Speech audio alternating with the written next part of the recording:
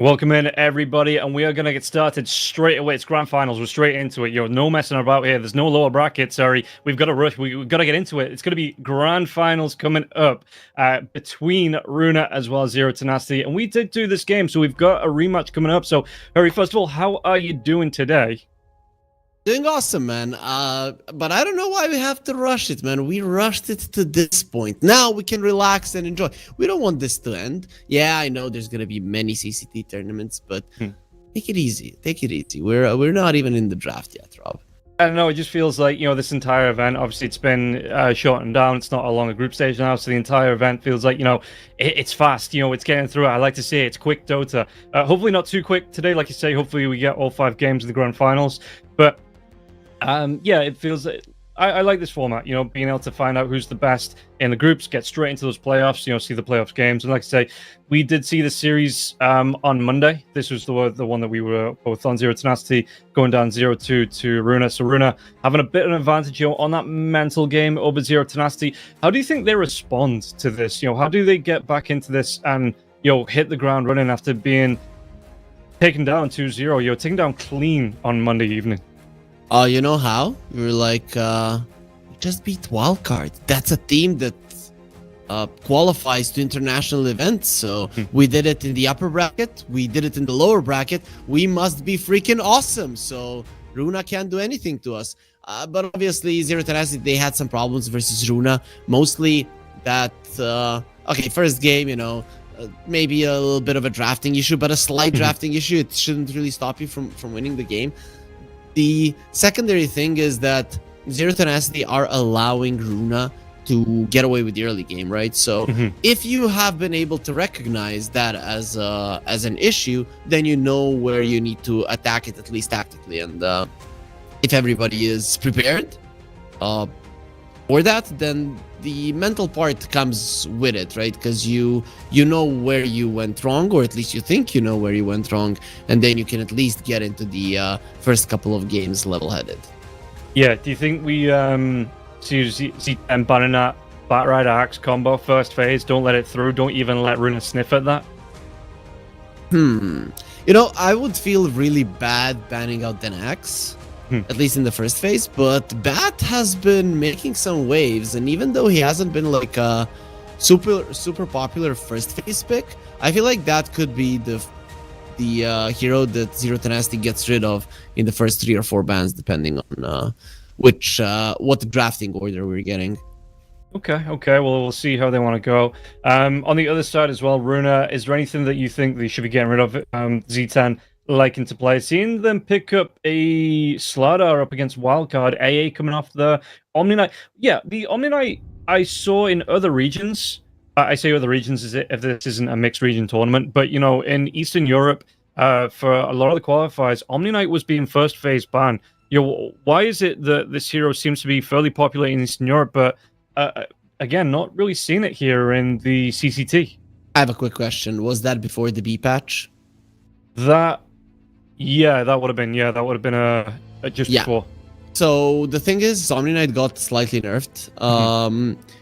Mana, cooldown and damage of the hammer got nerfed. So I cast with Math, and he's like a big Omni Knight player. I can't believe, man, people play Omni Knight. It's like playing a paladin in World of Warcraft. But either way, right? So he said it really did make a difference, and really, if you look at it, level 1 difference is something huge. Let me just check the exact numbers. So it's like a couple of seconds extra cooldown, and from 16 to 20, okay, so that's pretty big, and then from 40 to 25 damage on level 1. It kind of evens out later on, but it is those early levels when the Omni has a lot of stats, has a lot of movement speed, he runs at you, he punches you in the face, and he wins. And now you do not have that option, especially you don't have an option of moving him into the carry role, because you cannot allow your carry to lose the lane. So yeah, it was before the patch, people were going super hard on him. Now it is a situational pick, which is something I like a little bit more. It shouldn't be too OP, but I would say it did get picked in a lot of regions before Ice Rock decided to bring in the nerf hammer on the on the Hammer of Purity. Yeah, and it feels like Omni Knight is one of those heroes that is just, boom or bust. It's either like at the very highest level of the game or straight into that dumpster. We do have our prize pool distribution on the screen here as well, so we already know that Quantum picked up $2,000 wildcard on 5,000. Now we're going to see who's going to be taking home the 8,000 and who takes home that $25,000 prize pool. And that's not too bad, right? Especially if it's Zero Tenacity that come in and win this one, because, they say 3-4 days of work for 25 grand. Yeah, who wouldn't want that? And even second place, 8,000, it's still a really nice prize pool here. Like I say, this event a little bit shorter than what we used to, but I feel like the format works. I really do like how it's breaking down. We're going to see who's going to take home that top prize, who's walking away with second place after this best of 5. Yeah, it's pretty cool. I gotta say I like this approach more than the one in the previous season. For people that don't know, we had 8 tournaments in the previous season. We're gonna have 12 in this one. It is the same amount of money for the season, right? But of course, more tournaments means a little bit less prize pool for a singular tournament. Still, there's gonna be a lot of them. They're gonna be fast paced and much easier to follow, right? Let's say you're on a break for 7 days, and I have a really fast paced Dota tournament to follow and see who's gonna win. That actually is quite cool. Yeah, and again, it does provide more opportunities for the, depending on how you want to refer to them, the tier 2 teams, let's call them, to get that competitive experience in, to try and build themselves up before qualifiers, before events. And not only that, like I said, it's a decent prize pool for the event itself. So being able to take that home, get yourself some prize money, it always feels nice as we see the Runa team on the screen coming through potentially as the favorites. I mean, I think even from the group stage, one of my favorite team, one of the teams I favored to go the distance from the very beginning. So I think they're doing really well, Runa. I think they need to, again, stay together, just get a little bit more time under the belt, and I think we are going to see them competing for offline events there too, not only for the online events like the CCT, taking it all the way to the finals, but maybe going through to a couple of the land there as well. Yeah, I have to say the one series that you and me cast versus Zero Tenacity, I really like how they played. There was one thing that I was a little bit surprised about, is that Shigetsu did play a little bit more conservatively than what I'm used to seeing from him. And yeah, it did work out, but we saw in that game too, when he played the gyro, at some point he said, yo, screw it, I'm bringing in the old Shigetsu back, and he just ran over the side of Zero Tenacity. So I would like a bit more potential for him to actually join early fights and to actually do it. His main thing was always TPing to the mid lane and fighting around 10-15 minutes. Of course, different meta, but the same thing can be accomplished nowadays as well. So I would like him on a hero who can do it. Gyro works pretty good. Yeah, and we'll see what the picks are going to be, because when we did see him, it was the Lina and the Gyrocopter, those more kind of, well, actually, compared to like the Sven, not too bad that Zero Tenacity were picking. It did allow them to get aggressive earlier on compared to what the Sven was trying to farm up, trying to get involved in. So I would like to see, on the other side, as we see them on the screen, Zero Tenacity go for that carry that can get involved a little bit quicker. Not necessarily, it's minute 5, I have to fight now, but you're going for those the Ursas, the Trolls, those heroes that even like the Lifestealer, to the point. I know the Lifestealer likes to build up into the Radiance, but gets that armlet built up and goes, okay, I can eat a couple of heroes now. Just being able to get involved in those fights around, like you say, about the 10-15 minute mark compared to the Sven, it's like, okay, this game for the first 20 minutes, PvE all the way. Yeah, I'm looking at Zero Tenacity though. Having Mirage here as a stand-in, I didn't really.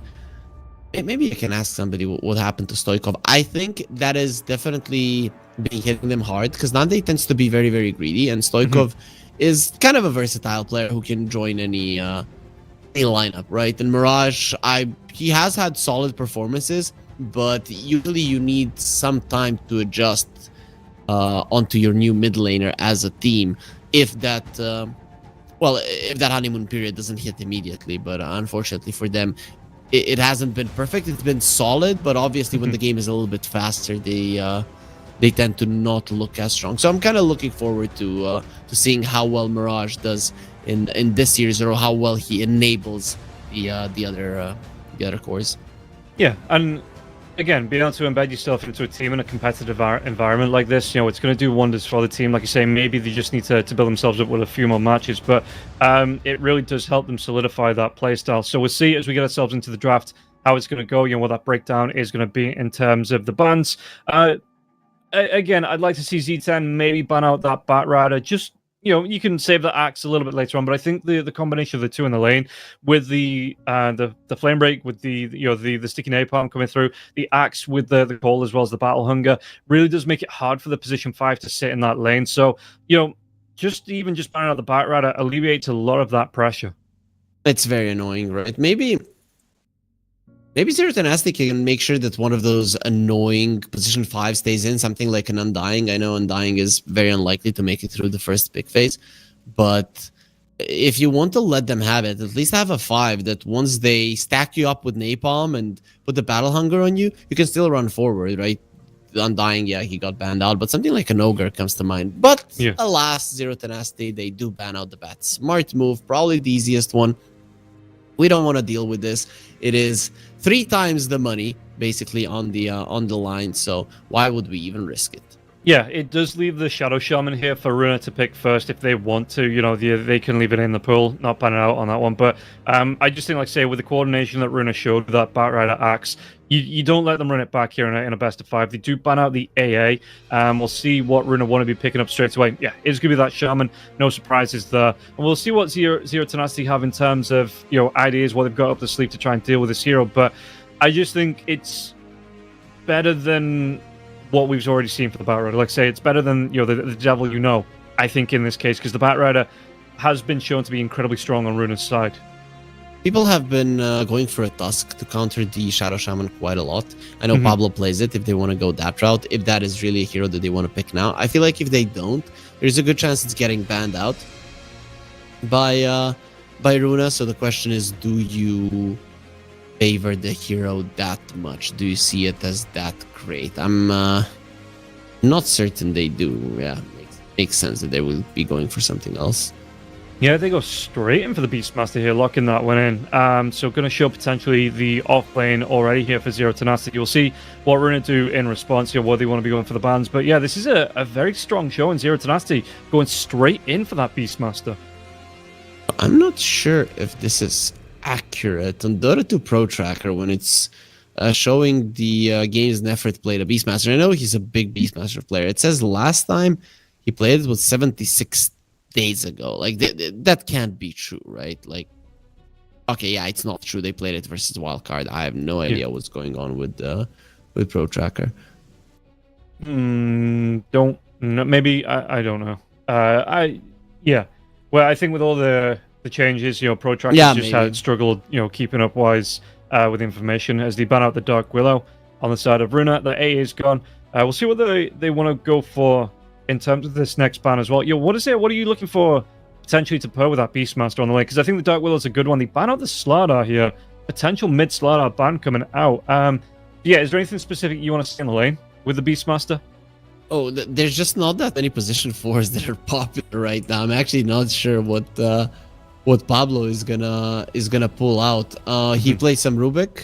Windranger is probably like the best bet, I guess. So Rubik, Windranger, Muerta, I doubt. Those are the ones that come to mind. You're probably gonna be picking him. The funny thing there is Rubik. So the thing is, the ban on the Dark Willow, which is actually a pretty decent 4, is targeted ban towards LeBron, right? No, not towards Pablo, because he's the one that usually picks it up. I'm surprised. He's one of the very few players that is comfortable playing it on a 5.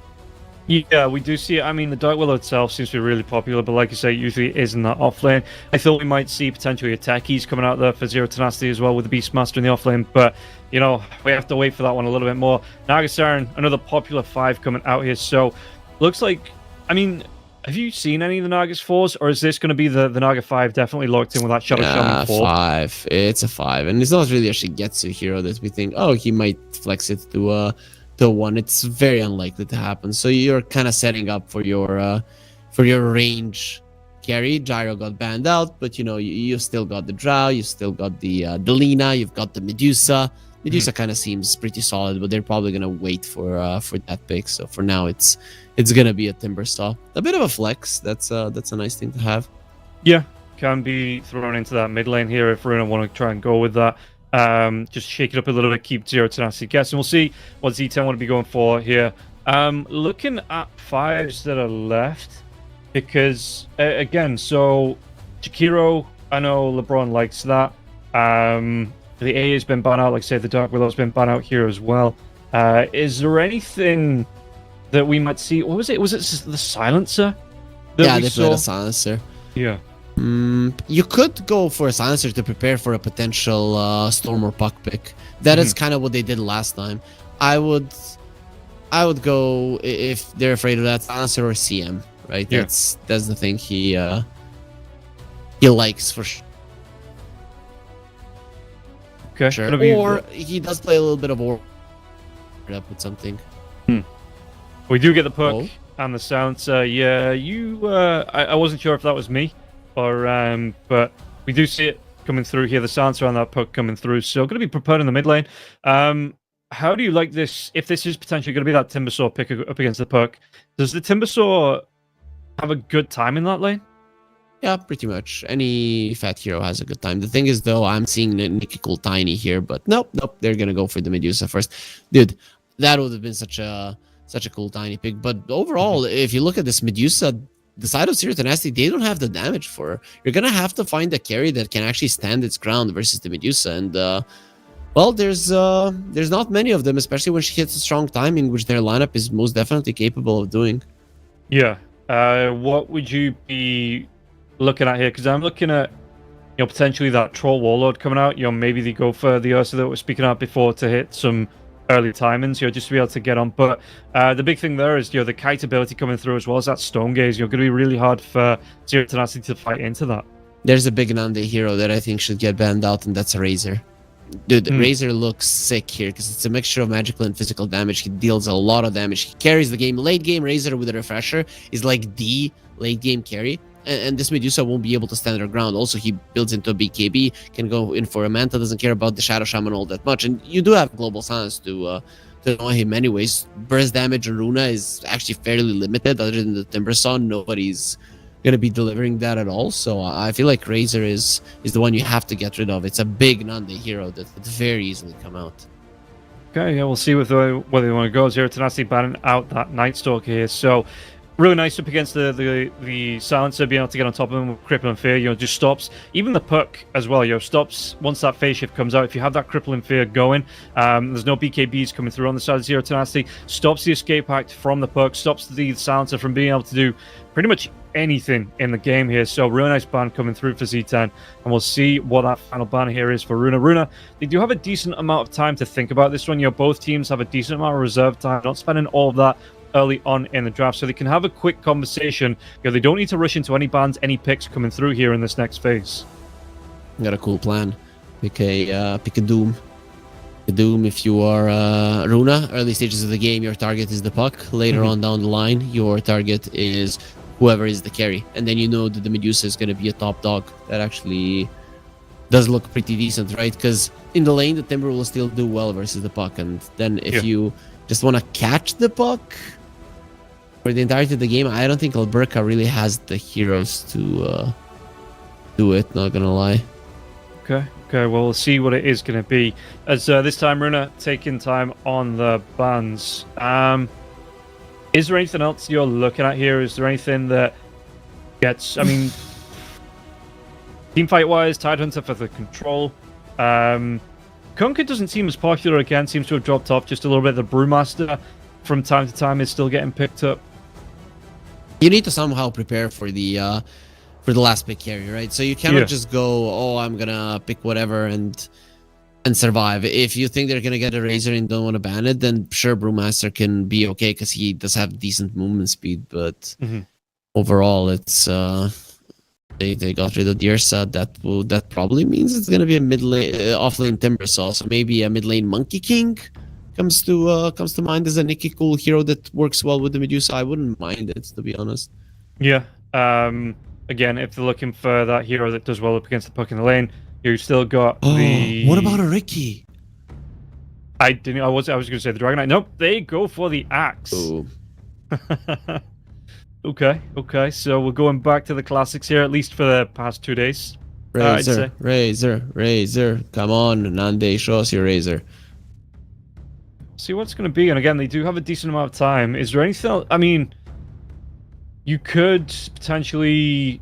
No, the TA's always first ban here in these. The Morphlin, don't really like it up against the Timsaw Medusa. You can go Tearblade, you can go Death Razor. You could go Life Stealer if you really wanted, but you're gonna have some damage issues in the early stages of the game, and late game sure, but early stages of the game you could have troubles. Yeah, I'm just thinking maybe with the Axe Shadow Shaman combo that coming out, maybe you do want to play one of those range carries. Yep. Makes it just that a little bit easier to survive in that lane, like I say, the early stage, because we've already seen Runa, they have a plan in this off lane. They like to get aggressive early on. They like to set up that Axe early, and the Axe, for me, the best of 3 that we saw the other day was the playmaker of Runa's side. So it's up to C10 to try and shut this down. And yeah, for the minute, Runa with a great setup combo. So we'll see what it's going to be for the side of 0-10 to try and deal with this Axe pick. And, like I said, get that carry overall that's going to lead them to the win in this first game. It is going to be the Monkey King. Not that mid Monkey King you were talking about for Runa's side, but Monkey King overall. So potential Diff Blade builder. Good aggression. They've got the lockdown with the Raw, with the Dream Call coming out to try and set up for the Wukong's command. So I don't hate this pick. I like it actually, right? With the coil, it works out quite well. It can lane pretty nicely versus the Axe. The problem I have is that is a hero that dies very easily. Yeah. And that to me is an issue, right? You have a Puck that dies easily versus a Shadow Shaman. You have a Monkey who dies easily, period, right? If he gets any kind of lockdown on top of him. So I'm a bit afraid of it, but it can work out, and I can't wait to see what kind of a build Nande goes for, because I think there's definitely options in this one. You mentioned the Diffusal Blade, the Maelstrom is kind of the standard right now. Some people, if they're greedy, and Nande tends to be sometimes, can maybe even go for a Battle Fury. Is it going to be an SNY? Is it going to be Manta? What are you going to do? I'm not sure, but I can't wait to see what he's planning. Yeah, and facet-wise, he's going to be going for the change of the guard. It does seem to be the ones that the Monkey Kings are looking towards now. The Simian Stride, not really as popular, especially on that position 1. And having I forget the name of it, but you could go out 4 seconds, come back in. Seemed to be the one that everybody wanted to go for. So yeah, it is going to be that changing of the guard coming through. We'll see how he's going to try and play around that one in the fights. If it's going to be something that he just picks up just because, or if he really does have a plan to play around that, as we should be able to get ourselves ready to get into game number 1 of the grand final to see who is going to be walking away with the top spot and who's going to be securing second place here in the CCT Season 2 opening series here. And I think looking at the lineups, I mean, still, the Axe, the Medusa here for me, those are still really strong heroes. Who are you favoring coming into game number 1? I feel like Runa should have a slight advantage here. I'm looking at Zero Tenacity's lineup, and their ceiling is actually quite high. But as we mentioned, there's just so many opportunities and so many targets for Runa to go for it. Like, who are you going to be showing on the map? You're constantly going to be needing to bait. The Puck needs to be behind the Beastmaster, or the Monkey King needs to be behind the Beastmaster. The Global Silence always ready. It's not gonna be easy. And also, how are you shutting down this Medusa? That's the biggest issue, right? The time comes, Medusa buys a Manta Butterfly, comes and hits your towers. What do you do? There's not really much to do. Yeah, it is going to be interesting to see, especially if this game goes late, how they try and deal with the Medusa.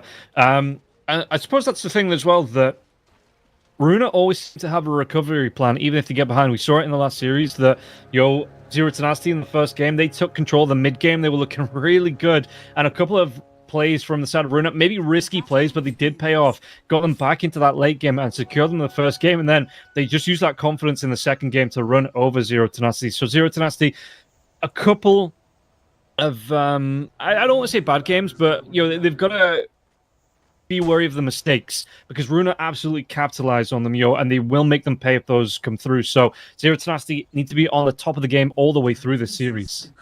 There's definitely mistakes being made from both sides. This is why these teams are still in tier 2 category. They Mhm. have their shining moments, but they cannot be consistently awesome, which is fine, to be honest. So I feel like there's openings for both sides. I'd say Runa makes a little bit more mistakes, but then goes for riskier moves that when they pay off, they are quite happy with it.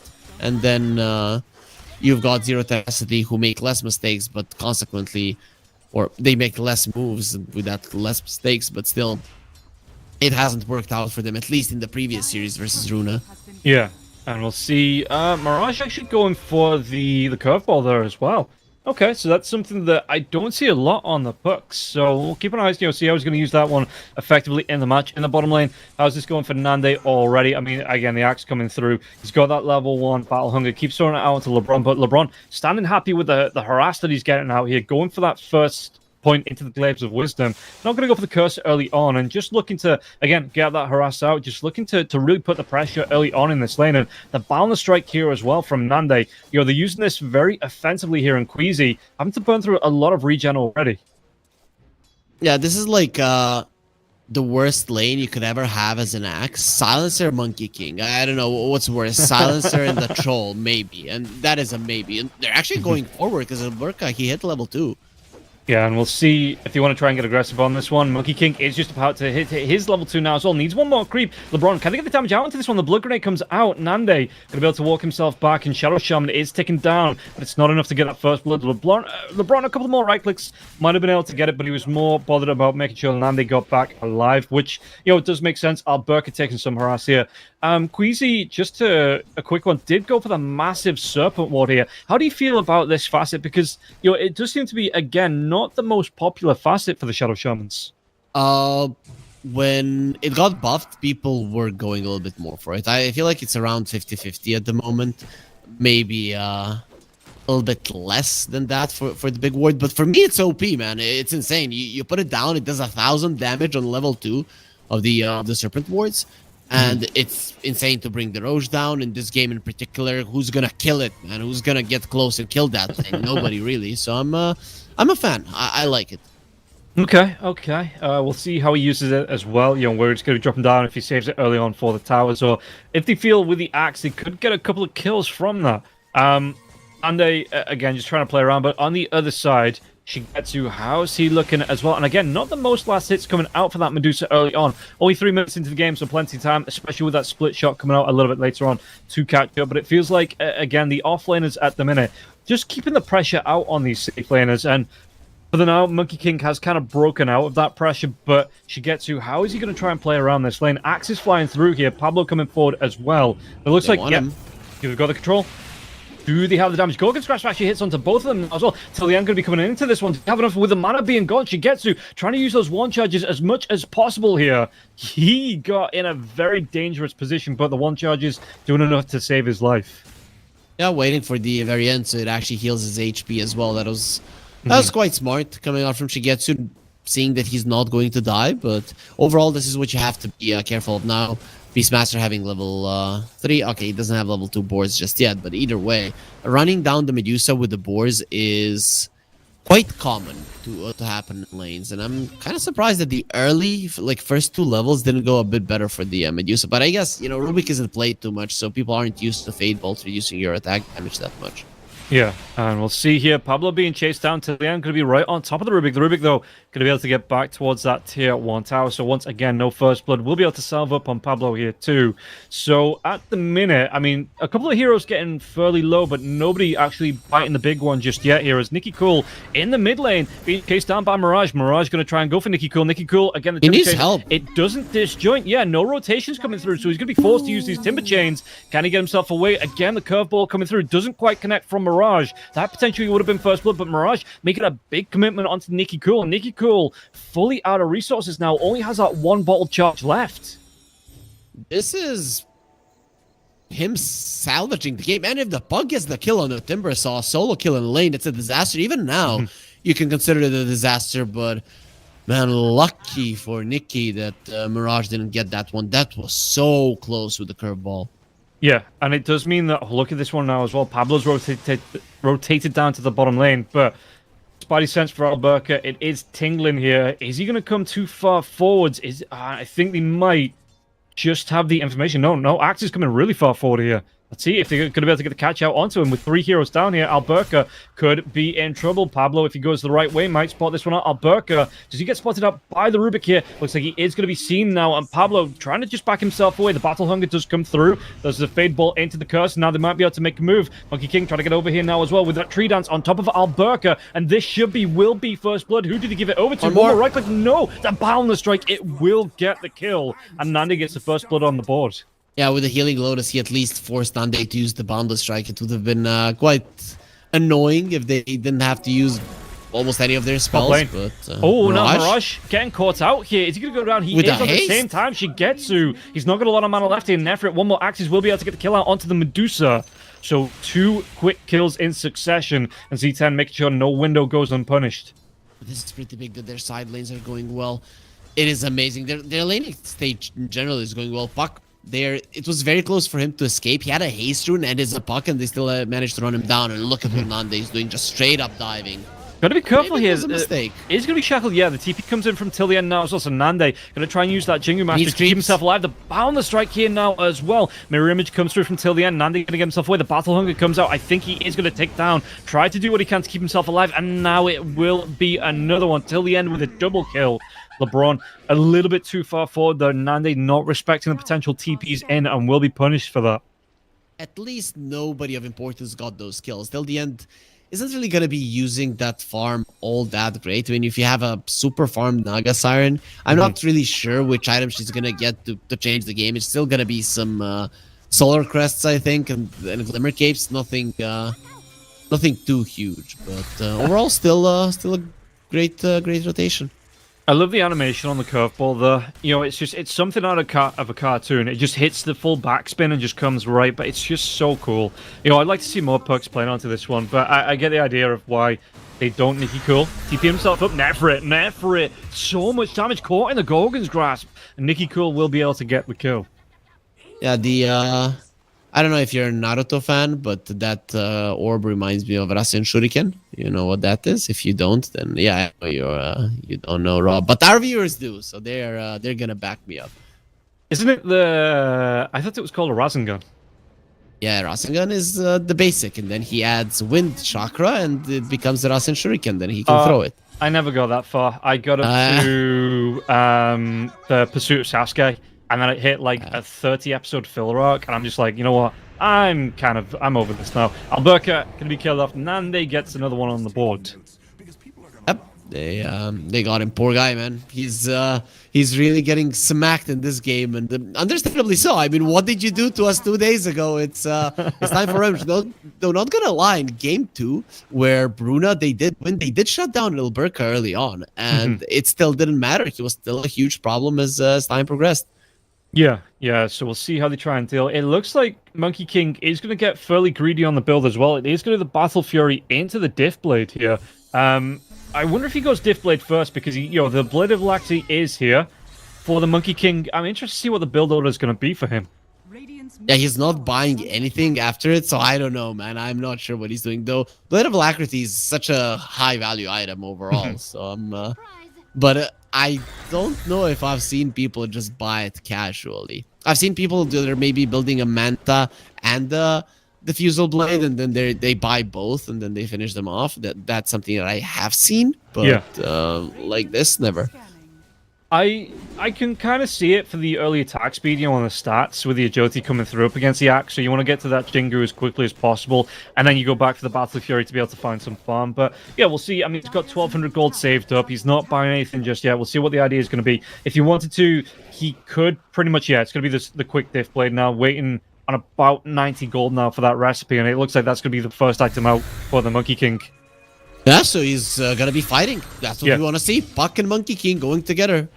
Speaking about a Puck, he's being fairly aggressive.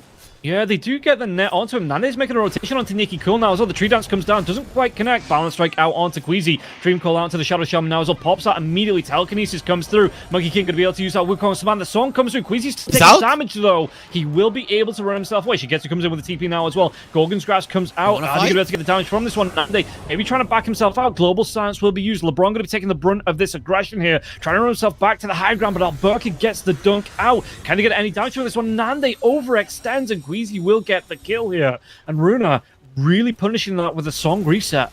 Dude, till the end is crushing this game, getting double kills, then stopping a fight, catching all of those heroes who are diving. Though, you know, Zero Tenacity, after that coil got broken, at some point you think, okay, guys, this is not the fight, but they really did push forward. And I think, if I remember correctly, when we watched this exact series, right, these two teams 2 days ago, that Zero Tenacity did this more than once.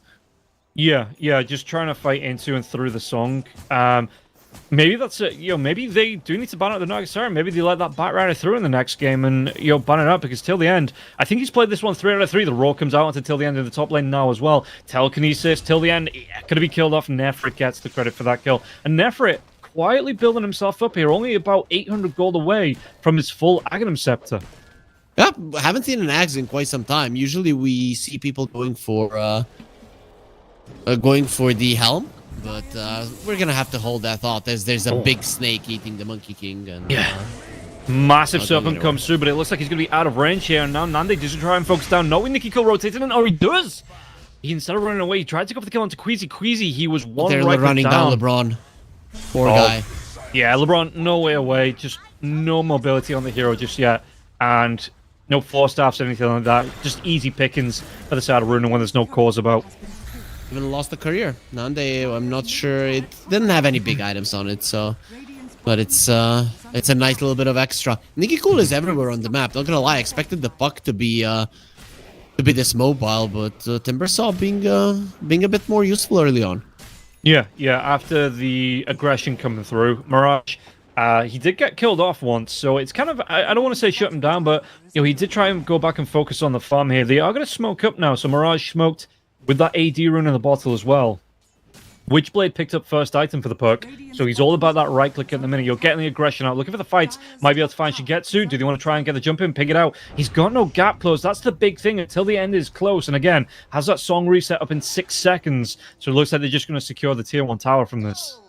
They open it up, and Beastmaster does have his Aghanim Scepter. If you look at Runa at the moment, they've got solid burst though, right? So I'm starting to question, was this Ags really the way to go? I know it's super early, but I can still see him dying. He gets called, and the Timbersaw bursts him, and then he just gets dunked on.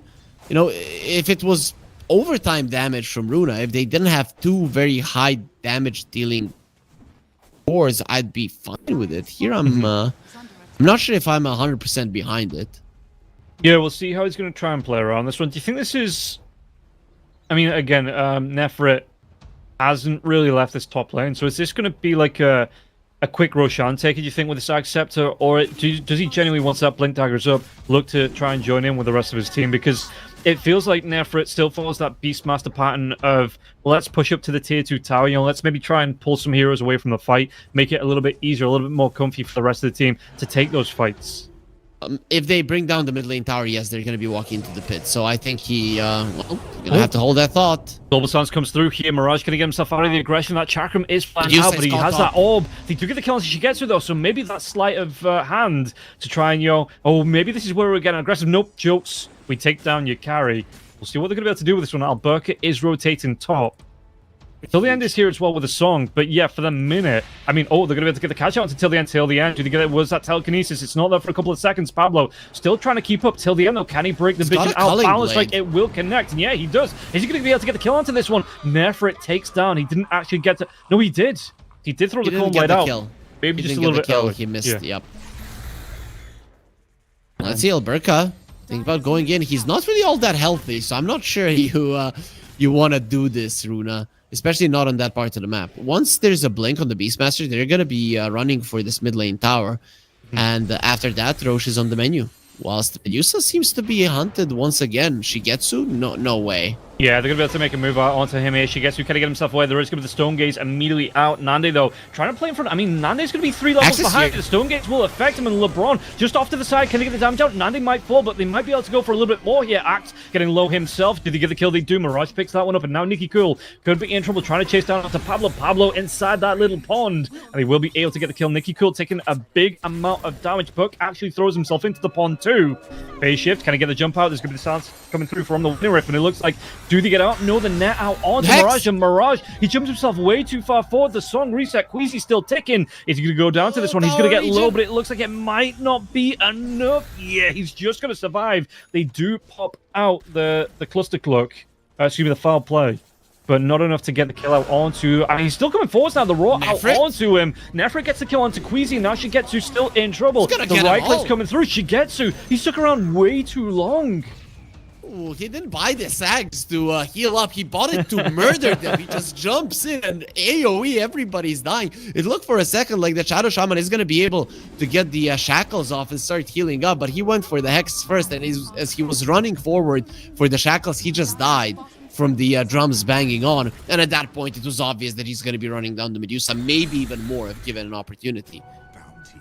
Yeah, and they might be able to, well, they should be able to get with the boards down here as well as the catapult, get this tier 1 tower down here too. The tier 1 tower in the mid still stands, 580 health left there, but Z10 in this game, they are given as good as they can get. Oh, he went for the wrong one. Oh, Nande. Get outplayed. Yeah. The big issue for me is this entire thing that Nande, only level 8 on the Monkey King. You look at the other side, Medusa on level 12, Timbersaw on level 12, even Queasy on the Shadow Shaman, Tilliana on the Naga Siren, both level 9 here, so Nande is fairly far behind in experience. I like your sentence. The thing I don't like here is Nande. Like, Nande, I don't like you. I definitely really, don't like this for Nande, because he doesn't feel like a core at all. No. I mean, but look at Nefrit. He feels like 3 cores. Yeah, he's got that blink dagger up now as well, working towards his BKB. He's going to be top net worth out of everyone here. Is also way ahead of the Monkey King and the Medusa. Nefrit, yeah, maybe he is the carry in disguise. For sure. Next item BKB, right? There's no other way. Yeah. That's actually quite good. You get that BKB, and once you pop it, there's not really much that Runa can do about it. Yes, they can call you, but throughout the duration of that BKB, you're very unlikely to die. Yeah, and he's only about 800, 750 gold from having that BKB here as well. So Nefrit, well, they might be able to get the catch out on Queasy. Axes fly through. There's going to be the orb as well. And Queasy, no way away. I mean, he's going to be able to get off a foul play for a second or so. But yeah, they had too many heroes around to get that kill. Too many dots on him to take him down. And Mirage will be the one to pick up the kill. Worst thing is that the Runa were kind of together close to the mid lane. And, okay. Pablo, he wished that he wasn't there, which is weird, right? Because he saw them moving over that ward. It felt like they were smoked. Nande changed his mind. We'll come back to that in a sec. There could be a fight. Nah, they backed themselves off in the mid lane. Nande has changed his mind a couple of times here. He had that Maelstrom queued up. He's actually going to go back now for the Battle Fury. So he did go Diff-Blade first, so it's not going to be the quickest Battle Fury timing in the world, but he does look like he wants that space and time to try and catch up a little bit. Yeah, that's what he wants. I mean, he's the only hero in this game in particular who can deal with the late game Medusa. Unfortunately, Beastmaster, he can be a strong late game hero, but Medusa is kind of annoying. So I'm Nikki Cool. That is him escaping death so narrowly. Yeah, it was the immediate, he knew as soon as he jumped in something was wrong there, so he just turns to leave, doesn't get aggressive. Heroes missing on the map as well, so doesn't want to try and take the chance. And how is this bottom tower still alive? It's not going to be alive for long, probably, because of the big serpent ward, but it should be able to get it down. Yeah, we'll see. I mean, the tower's going to go for it there as well, but like you say, that massive serpent ward just does way too much right-click damage, and the tower not able to stand up to that one. And LeBron, they don't want to commit. Again, he's not sure where the enemy heroes are, so don't want to commit to de-warding there, because it would have been a dangerous play without that information. biggest game changer is coming soon, and that's going to be a Blink Dagger for a Shadow Shaman. He also has Greedy on his enchantment, so he's going to be there very, very soon. Yeah, we'll see. A little bit later. It's going to be, a decent kill. He tries to go for the shackles now as well, but it's only going to be a matter of time before it goes down. Global Silence comes out because it looks like in the mid lane, there might be another fight breaking out, or not just yet.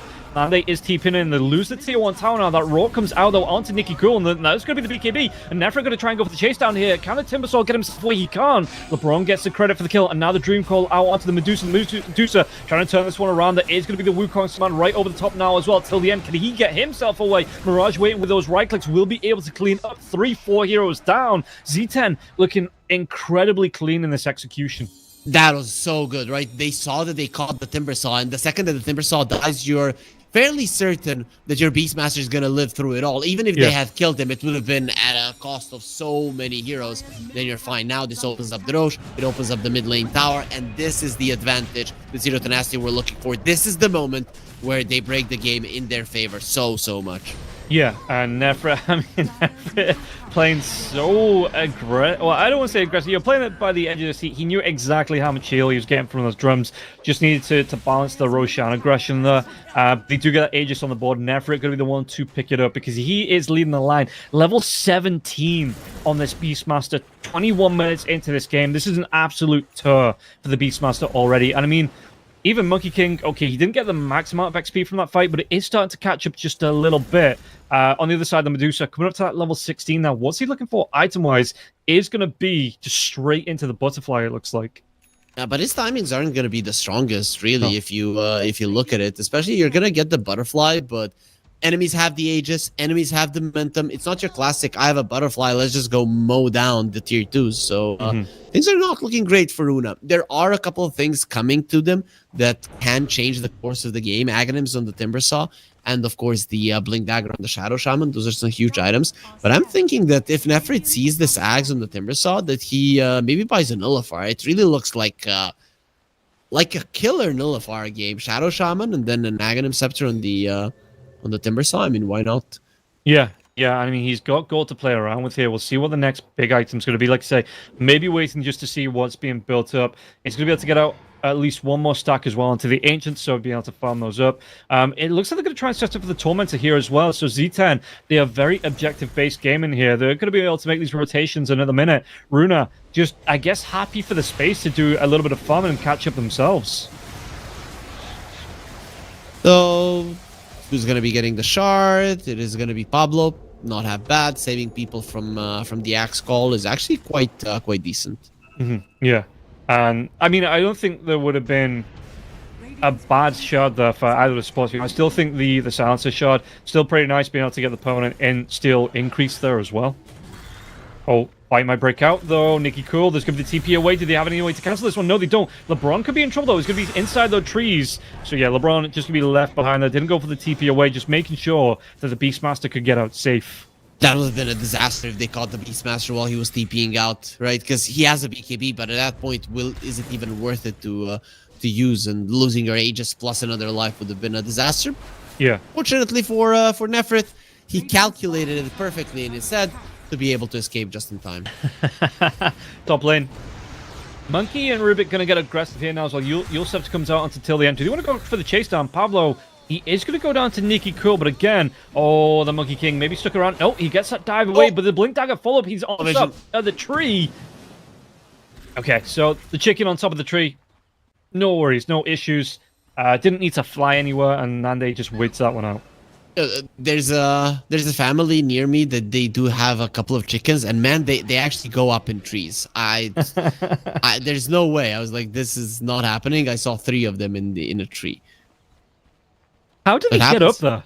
I have no idea. I just saw them on there. Maybe they were like in punishment or something. Timeout. But Nefrit, he's leading the charge, and let's see who's going to be putting in that timeout. Blink in, there's going to be the Wukong Summon over the top now as well. He should be able to get the kill. Nefrit will take down Alberca. Can they go for a little bit more? Nefrit even used the BKB for that one, but it looks like Runa not going to try and go and save the mate and just let in Alberca to his fate. That's actually not bad for Runa, right? Because Zero Tenacity went for a full 5-man move. Yeah, they killed the core, but I feel like Axe is gonna have all of his items that he needs. Blink, Blade Mail, BKB. You don't need anything else as an Axe throughout this game, so you're kind of fine. Yeah, he's got the most important item there as well, the Poor Man Shield. You know, so I've missed that item. Yeah, we still can't buy it though. It used to be. I mean, it was when that item got removed. It was the reason that they needed to increase the Monkey King's base armor. It used to be okay. Monkey King has 0 or 1 armor, I think, but he has a poor man's shield, so you can actually play. But then they removed the poor man's shield, and the Monkey King became unplayable. Yeah, I'd like to see them, just play around with it. You know what? Bring back the secret shop. Bring back that side shop. Let us play around with just buying in the lane as well. Then no more. Everybody gets their own courier, right? So I'm still gonna stay with having my own courier if that's not a problem. There was a bit. It was at the time that big shift. I mean, they kind of nerfed the side shop, just slowly took away all the items. Everything, yeah. Yeah, they left 5 items at the point. Like, what does this even do? I think that was the point. Yeah, it's like it doesn't even have anything worth selling. So let's just set him out of business. Yeah, that's what happens. Small businesses, they're going under. Only the big ones survive. What are we seeing here from the side of Runa? I mean, Nicky Cool, build-wise, he's got himself the Ag Scepter, the Blink Dagger, and the Kaya going towards that BKB next. Medusa, it is the Dragonlance Manta style. Got that Butterfly up as well. Actually, going to be into the Hurricane Pike before the Eye of Skadi, it looks like here for the Medusa. Level-wise is level 18 compared to the level 14. So, again, Nande, he's not really caught up, but he's not falling behind anymore here on the Monkey King either. There's a refresher on the Beastmaster. It's so early. He might have a little bit of mana issues, but he's got Arcane Boots and Wand charges, so it's gonna be fine-ish. But overall, it's insane. Double Roar in 27 minutes into the game is pretty much... You want to fight. There's no way that the enemies can do anything about it. Once the second roar comes out, if every single one of Z10's heroes are alive, it's over. Yeah, I mean, if he gets it off right, the raw axes, BKB into mana boots refresh. He does have a decent amount. He has more than enough for the basic combo. So with the mana boots being in there as well, he should be able to make full use of this refresher. Yeah, you are right. Yeah, but it's close. It's close. You still have to use it well, right? If you screw up, it's gonna be problematic, especially if you use like your wild axes. Mirage going to get caught out, punished out here. Nicky Cool will get the kill. Good catch here, but on the bottom lane, I mean, speak about it. He's going to be able to get the refresh out now if he wants to try and get the kill. Once the Medusa, the refresh comes through, it's going to be the second roar. He has that Hawk flying around now as well. The BKB is here if he wants to refresh on that one. The Shadow Shaman is close, but the Global Silence comes out here. They will be able to get the kill. Balance Strike connects onto both of them. There is going to be the Mass Serpent Ward out, but they're going to be able to get the kill out onto Shigetsu. Queasy falls after this one. Nefrit will go down in return here. What can they do? They're going to try and go for the song reset here. The Mass Serpent Ward is out as well. LeBron, he is on the run. Perk still on the sidelines for 34 seconds. This might be a big punishment. He couldn't get the kills quick enough. Telekinesis out onto Nicky Cool, though. Can he get the full damage out onto Nande? Because Nande gets his health back from the Jingu Mastery, trying to chase down until the end. Until the end here, he might go down, will go down. Fable, Nicky Cool tries to go for the jump in. Pablo will be killed off for this one, but not for the tree. It gets broken. Nande's going to be able to get himself off this one now. He's on the TP out. Does the axe get out safe? He does now. Nicky Cool, he's got his own BKB going. This is just an absolute mayhem fight. Nande and Nicky Cool, the last two left into it, and Nande, does he want to try and go for the chase down? Because Nicky Cool, he gets the blink away. The BKB was wearing off,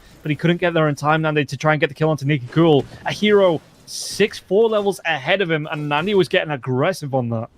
Nande was having a bad game, but boy, that sidestep in that fight. They're inside of the Wukong's command. They're focusing on the Medusa. He sees the axe coming, moves away. The axe only calls the Beastmaster. They only kill him. If a double call comes out there, both the Monkey King and the Beastmaster go down, and it is a disastrous fight for Zero Tenacity. But man, even with the Monkey King, even with the hero inside of the Wukong's command, they usually feel invincible. He has the presence of mind just to move a little bit to the side and understand that his teammates are going to be finishing off the Medusa. It ends up still being somewhat of a favorable fight for Runa, but at least this Monkey King is crawling back into the game, and you're going to need him if it goes down super late.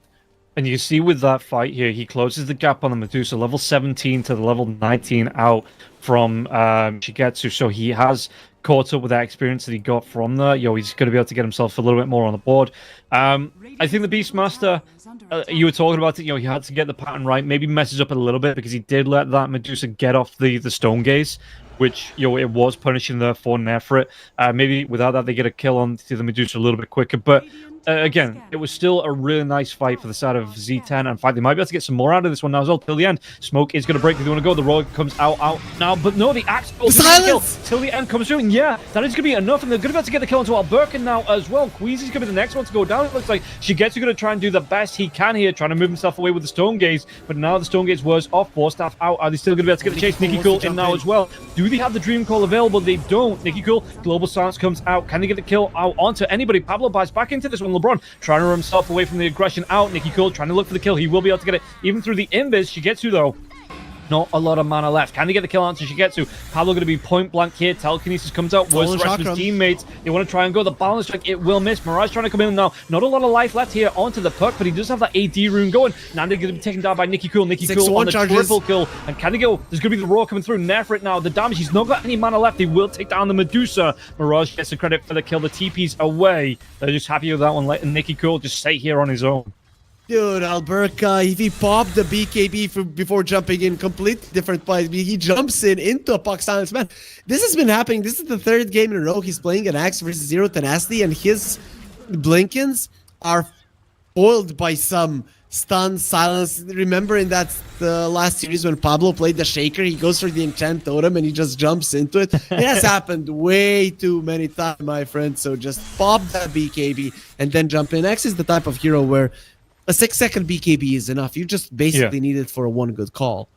And yeah, he has. I mean, it's down to 7 seconds now on the Axe, so he has been using that one. But like I say, maybe just he's waiting to try and get the optimal time, and instead of being able to use it for the initiation, you just have that early protection. But again, this game, 22 kills to 23, 31 minutes in, only a slight 4K net worth lead here for the side of Z10. We'll see what they want to try and do, excuse me, because Roshan is back up.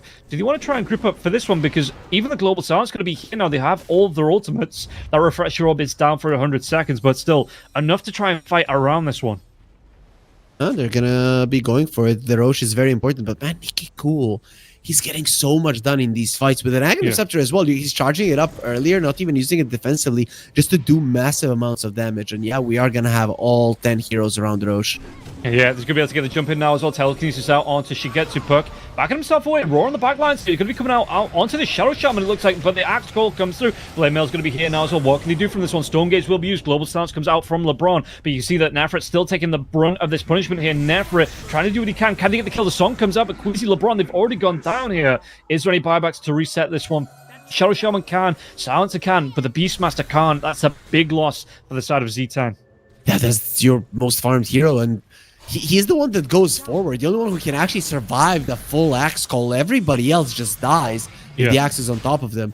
But got close. Nefrit, if he had survived that, completely different fight, but very hard to play. You get called, and then you're forced to look at the Axe, consequently look at the Medusa, turn it into stone, and you're locked down for way too long. Yeah, and this means that, I mean, as soon as that fight went topsy-turvy, Mirage was already towards the top lane. They want to maybe try and trade off a tier 2 tower for this Roshan that they're going to lose. The creep wave being cleaned up fairly quickly, but not getting super aggressive. So just letting the creeps onto the tier 2 tower, but no heroes aggressing onto that themselves. Yeah, generally you wanted to at least shove out one lane, right? So you shove out the top lane, and you buy maybe 30, 40 seconds of the Aegis timer, because somebody's gonna have to be dealing with that wave on top.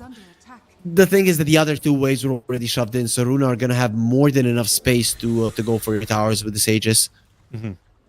So what's the game plan here for... Oh, in fact, they might be able to get a catch out. Alberca, does he want to try and go for the Blinky? Does he even catches out a couple of Ancients now as well? But Pablo has that Yule Scepter up. Nande with the Wukong's command. Can he get himself away? No, the Telekinesis comes out. Axe out of mana, out of life, it looks like. And yeah, he thought he was being clever getting the catch out onto the Monkey King inside the Ancient Pit. But Nande, he had backup, and he will be punished for that. But why? It's a Monkey King. He has a lot of life steal. You're all on your own. If he had a Timbersaw there, sure, go for it. I don't care. But this is him just taking away a minute of his team's Aegis, maybe even more, because now finally Zero Tenacity can maybe focus a little bit on shoving out the waves. Yeah, that's what it looks like. Nande just going to focus on level 20 here as well. What's his build-up? It's going to be the Sanjin Yasha into the Disperser here for Nande. So, again, item-wise, level-wise, he has started to catch up. Only going to be 2k behind that Medusa. With the Timbersaw being the top slot here, they do get the shot out onto Alberca, so the Act's going to get the full benefit from that. That's actually not half bad. It's not easy to deal versus that, especially after the BKBs have been used. The Monkey King is not going to be able to jump on the trees. The Beastmaster is not going to be able to blink away. You know, those are things that can be changing the fights quite significantly. You prefer that over potentially the Shadow Shaman's shard there as well? Because I mean, he's the lowest net worth, so could have done with a little bit of a boost. Screw the Shadow Shaman. Your foul play works anyways. You're gonna be away from the fight. If you're close to the fight, it's not gonna help you. If you are away from the fight, you are gonna be purging off the debuffs on you anyways. So I'm thinking this is the one I'd prefer. And you see, he's buying a Kaya, man. This guy wants to hurt you. I mean, Shadow Shaman going to go in for the BKB, it looks like. So, you know, have that blink in BKB control and just being able to survive through pretty much, I mean, everything apart from the Raw, really. And Global Stance after the BKB. Yeah, Global Stance is annoying, right? But maybe he just blinks in, hexes, and then after the Global Stance comes out, because LeBron might panic and go for it instantly, then you can BKB and Shackle. It really can be a game changer in a fight. Yeah, especially if LeBron's not ready for it, you know, first time, doesn't realize that the Shaman has that BKB. Because we see that pressure being applied to the tier 2 tower in the top lane. Do they want to try and fight this one? I mean, Pablo, he is here, but he's all alone. He's got to be careful, this Rubik. Timber is level 25, man. He's so fast to move around the map now, and Nicky Cool has been a problem. Now he's going to be even more so. Look at him bottom. Yeah. LeBron in trouble. No. Oh, does he get out from this one, LeBron? He might be able to. No, the blink comes in. Nicky Cool, the TP out. Is the damage going to be enough? It is. Nicky Cool making that quick guess. Getting right on top of the Sans here. On the bottom lane, though, can he punish this one out? Because the TP away, yeah. They might be able to now as well. And it looks like the Medusa going to be stood up for a little bit. They try and go into the Axe. There is going to be the Global Sans coming through now as well. They get the damage out. Nande trying to chase down onto the Medusa. The Medusa has that Stone Gaze if he wants to try and pop it off after the Sans was out. But the Stun Lock coming through. He doesn't have any mana left now. He's not going to be able to get himself away from this one. So he's going to try and go for it on the Aegis. Yeah, and you were talking about how quickly he gets here. He popped the Aegis, and Z10, happy with this, just backed themselves away. That was perfect coming out from Zero Tenacity. Usually people would get greedy. They would think, oh, the Timbersaw didn't make it here, but they had a ward in the enemy triangle and saw him moving here, and they knew just how fast he was going to be getting here. So Zero Tenacity, huge victory for them now, taking away that Aegis, killing the Axe, and once again, this refresher of the Beastmaster coming into play. Yeah, and again, the Raw up in another 14 seconds here, so he's got that refresh, working himself towards the Shivas. They're going to let this tier 2 tower go, but with the Axe being down for another 30 seconds or so, they will have the base defense. So it's going to be interesting to see what Runa try and do. A hero and an Aegis down now, will they try and play around this? Medusa is going for a Mjolnir into an Aghanim Scepter, so Shigetsu definitely wants some AoE damage. That's quite cool.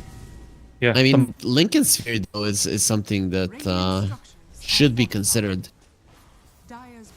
Yeah, is nobody else on the team? Nobody else on the team is going for that. Yeah, you are Timber right. has it. Timber already has it. Yeah. So they're going to be able to break this tier 3 tower now. No one even at range. And are they just going to give up a lane of racks for this? Surely no, right? Telekinesis comes out. There is going to be the stolen massive Serpent Ward. So the massive Serpent Ward's here. It's going to be a big kaiju fight here around the racks. And do you want to try and trade it off between the two? Oh, they're probably gonna get away there. You did get the axes, so you're definitely happy with it. And this is the power of the massive Serpent Ward, man. It's so huge. It's only saying 1,000 damage per hit. It's kind of dumb. Yeah, absolutely. It's a building kill now. Yeah, again, I've not seen it all too often, but wouldn't be surprised if that is the popular facet going forwards here, if you get the space to take buildings like that. Sometimes I feel like it's dumb, that it's too much. And then I started thinking, why didn't they use it before? It was still pretty powerful. It used to be 10x, now it's 12x, right? Yeah. With damage. So, it used to be pretty strong as well, just nobody looking at it. We'll see, like say, if it pops up. I mean, that depends if the Shadow Shaman does get through for the rest of the series here. Oh, now they As they... again. I think it's a kill out onto him. He's going to be able to get the tree dance out, though. Alberca, they're looking for him. Jump comes in, backline Squeezy immediately pops up BKB, but Perk Mirage immediately going to be on the out now. Dream Cold comes out onto Alberca. Alberca, do they want to try and fight around this one, or is this just an escape hack coming through? Mirage, quick jump out to the orb, but it looks like... Do they want to get the catch out onto the Perk? Z10, not coming up just yet. There's going to be the global stance coming through, though. They're going to be able to get on top of Nikki Cool. Nikki Cool has that BKB. Nande has to get himself away from that chakram, and yeah, you can see Nande on the retreat here, not using that BKB just yet. Some big resources being used on both sides, though, for what looks like just a skirmish from the two teams. On one side, BKBs, on the other side, the global silence. Both, I'd say, equally important, but Runa, they should definitely go for it, because if you get the right initiation, then you do not care. Yeah. Because now there's no global silence to stop jump it. comes in, the roar out onto the axe now as well. The axe already had that BKB up now. What damage can they do onto this one? It looks like there's going to be the refresh now coming out onto the roar. They get the lockdown onto the Naga Siren, at least, and Alberca's going to follow. Can they go for the Shigetsu now as well? Shigetsu has that Storm Gaze out. It looks like it's going to leave the illusions behind here, but yeah. Nande, do they want to try and chase down a little bit more here? It looks like they want to at least get onto the Shadow Shaman. Shadow Shaman, no BKB. The TP will be cancelled. They have the damage to get the kill, but that top lane, it is pushing in, so Mirage going to come back for the defense. Nande's still on the chase, though, looking out to Shigetsu. Shigetsu, he's going to be able to get the force tap behind the tier 2 tower, and no chase from Z10. Nande did lose his career with the full MKB. Imagine if he had an MKB there inside of the Wukong's command, he would have been able to kill the Medusa. But boy, was that close. Runa jumping in on one side, and then the Beastmaster jumping in on the other. It was literally who gets the first jump, because there's no global, because there's a lack of BKBs on the other side. It's actually who the first one who jumps is winning that fight. And Nefrit has been playing this game godly, and he's continuing to do so with his jump as well. Yeah, and we'll see what he wants to... Again, 2.6k net worth, 2.9 after that creep wave actually built up for him. Tier 2 tower being pressured now as well. The Medusa illusions coming through. But this tier 2, with a double catapult wave, is going to take a decent amount of pressure. Roshan, we'll see what the respawn's going to be on the big man here too. So it's going to be... Again, we're onto the green clock now. Not too far away, and that might be the next big objective for both teams, and where we see the next big engagement too. Ooh, Raj is going to be up in 10 seconds. Yeah, you're right. But also, Puck has level 25 and an Aghanim Scepter. Boy, oh boy, does this guy pack a punch. He's also got the Giant Small, so definitely packs a hit. Currently, the teamfight of Zero Tenacity much, much stronger. Runa are going to be needing a good song to reset and go in, or a good initiation. Those are the two things, but Zero Tenacity's team fight is unparalleled at this moment, and Runa, they better look to win a huge fight, get this Roche before the Silencer has a refresher, but because I don't see them winning a fight versus a double global. No, it does feel like that is going to be the next step for Z10. There is going to be the Daedalus up for the Medusa here too, so that's going to make it a little bit harder for Z10 to fight into with all these crits coming out. We'll see what the game plan is going to be. But like you say, this Puck might be the one with the Beastmaster on Nefrit, just to be that engagement. Try and mess with Runa, pull them in two separate directions as Z10 to look for those pickoffs. Yeah, I like the Daedalus better. When I saw the Mjolnir into an Axe, I thought, do you really need AoE damage, or do you need to bring down that one hero that the Axe calls? And I feel like the one hero dying and the Culling Blade being used is the way that you would want the fight to start. Not like, oh, we're getting them all low. Yeah, but who's going to be finishing them? Timbersaw is decent at it, but also there's a decent amount of lockdown on the other side as well. So I like this better. Make sure that the guy that is caught is gone. Yeah. If that happens, then you're golden. And what's in terms of the game plan here for Runa, who do they need to be looking at? Who's the quick pick? Who is the one that they need to get the jump on, get the kill before the fight really breaks out to have the advantage going into the next big team fight? Considering that there's no save tools on the other side, it'd be any of the cores, really. Yeah. I think now with the Daedalus, if somebody's called, they just get taken down. Maybe if a BKB is popped, it's a little bit harder, but I'd say anybody dies, really. Call into Stone Gaze, and it should be any of them. So I'm guessing mostly it's going to be Nefrit, and I think they can't kill him. If you do get the call on him, he will die, and he's, out of the three cores, going to be the one showing the most.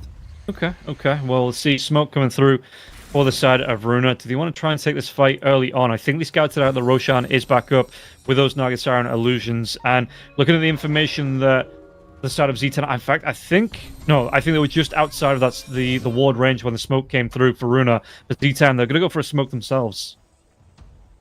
Yeah, both of the teams going for it. Scan was used. They know they're close to the Roche. Yeah, Roshan is going to roar as well, but again, this massive serpent, and it is, just look at him, just chunking down on Roshan, and this is going to be a quick, just so quick on that Roshan take here. Cheese on the ground, is going to have that Roshan banner on the ground now as well. Z10, do they want to look for the big wrap to maybe try and get an engagement, get that trap coming through here? Shigetsu going to be the first one, the roar comes through now as well, they're going to be able to get on top, Balance Strike comes out, where's that Wukong's command? Not going to be coming out, there is going to be the Global Silence coming out now as well. Axe trying to do what damage he can, and now that Wukong's comes out, but the Song, do they have it enough to try and get the kill out? Because Shigetsu's still inside of it. The Force Staff comes through. He has that Aegis for him now as well. The raw refresh coming out into the Medusa. And Medusa, this time out of mana. Telekinesis comes through. It looks like they are going to be able to break that Aegis at least. Alberca gets low. They get the kill. Nande takes him down. LeBron will fall. Alberca buys back. And Nande, he's so close, will go down to Nikki. And this might be the pull the ripcord here for the side of Z10.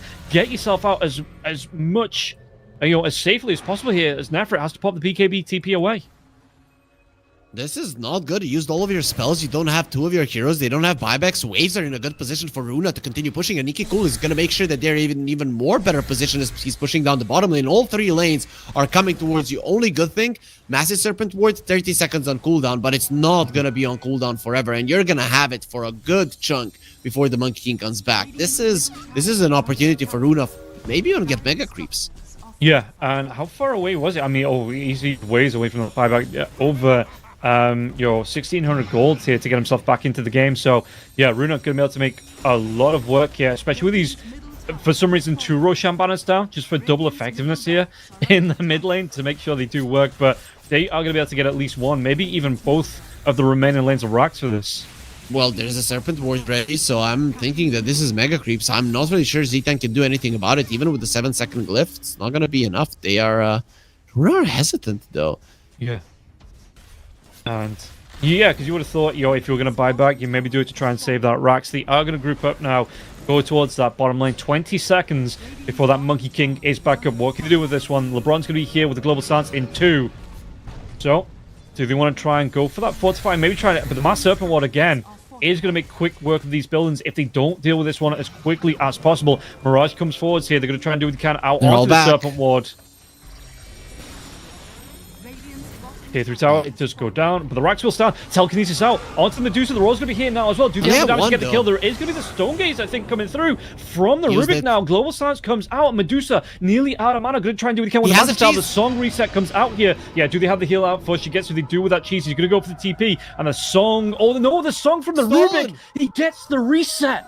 They're going to be able to get on top of this Medusa. Medusa showing no way out of this one now as well. Even with the cheese, they get the lockdown out onto the Nagasara. Nagasara going to be the first one to fall. It looks like Nikki Cool going to try and do what he can. Even the Nagasara not dead just yet. Backline, Mirage is going to go down. Mirage has that buyback. Does he want to try and get himself back into the fight? The roll comes through here. They might have the control through, but Nikki Cool going to try and do the best he can. He's going to be the next one to go down now as well. He has that buyback if he wants it. And Alberca just culling down absolutely everybody. Z10, I think this one might just be in the bag here for Runa.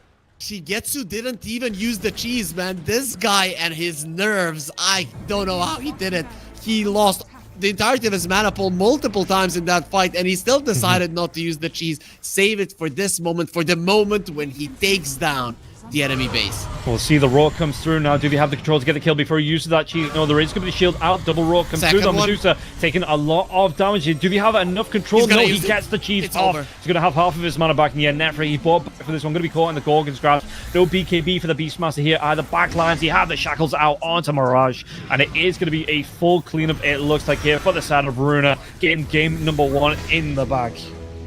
Dude, there was so many cool things done in that fight from Runa. Alberca staying in the back, putting the refresher into his inventory, using it, then going back for a big call with the BKB. Then this Medusa baiting for so long, till the end, surviving until the very end. Of course, the steal of the sleep from Pablo, the steal of the Stone Gaze from Pablo. He did so much in that fight. Double ultis, double pretty much unstealable ultis, and he still got them, and it still wasn't enough, because Runa, this is the 3rd game they won in a row versus Zero Tenacity. Well, if they do it in this series, it's going to be an easy grand final for them. Hopefully, for us, that's not going to be the case. Yeah, again, zero tenacity with Nefrit incredibly impressive. Mirage making some big plays there as well. Like say Pablo with some amazing steals, but it felt like Nande, even though he got 8 kills, 14 assists on the board, he was never really able to get to his maximum potential on this Monkey King. He was just so far behind from the get-go, and it was so hard for him to catch back up. And Monkey King's one of those heroes, like you say, similar to this Sven, where you don't want to be playing catch up because the power scaling on the hero, you want to be ahead, you want to be the one making the plays, and he just really couldn't get into that position here, Nanda. Nope, no, he couldn't. I mean, Monkey King is not a classic catch up hero. Usually, you're like, I'm gonna win the lane, and then I'm gonna overtake the game. And he went for that because he destroyed the axe, he bought a diffusal blade, and then he died over and over and over and over and over again, and unfortunately never hitting his stride. He did get to a point, Big Wukong's command level 25. This was a pretty long game. We got into the late game territory, but the Medusa's timings were always ahead of him. The Medusa was always able to survive a little bit longer, because if Nande is buying a damage item, he's lacking tankiness. If he's buying a tanky item, he's lacking damage. And he was always going to be in this territory just because he fell off so hard in the early game. I think there was a point where Medusa had like 20,000 net worth and Monkey King was at 13. That is way too much of a gap. Yeah, so that is going to be it for game number 1. We'll see if Runa, over the 2 series, are going to do the 5-0 over Zero Tenacity, or Zero Tenacity. Can they get a game on the board? We'll find out after this break.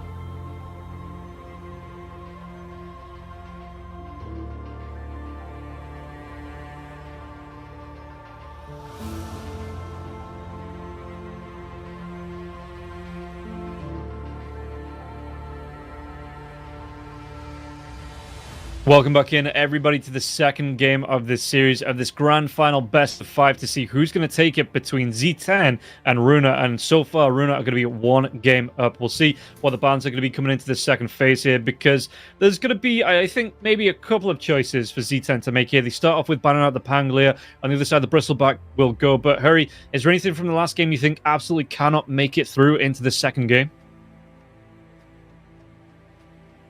No, I'm fine with all the heroes. I feel like both of the teams had pretty good chances of winning that one, and it is a good indicator that the drafts were actually quite close to each other in strength. I'd say though, maybe Z10 played a little bit better, at least Nefret did, and then maybe you could argue, oh, can we please ban out that axe?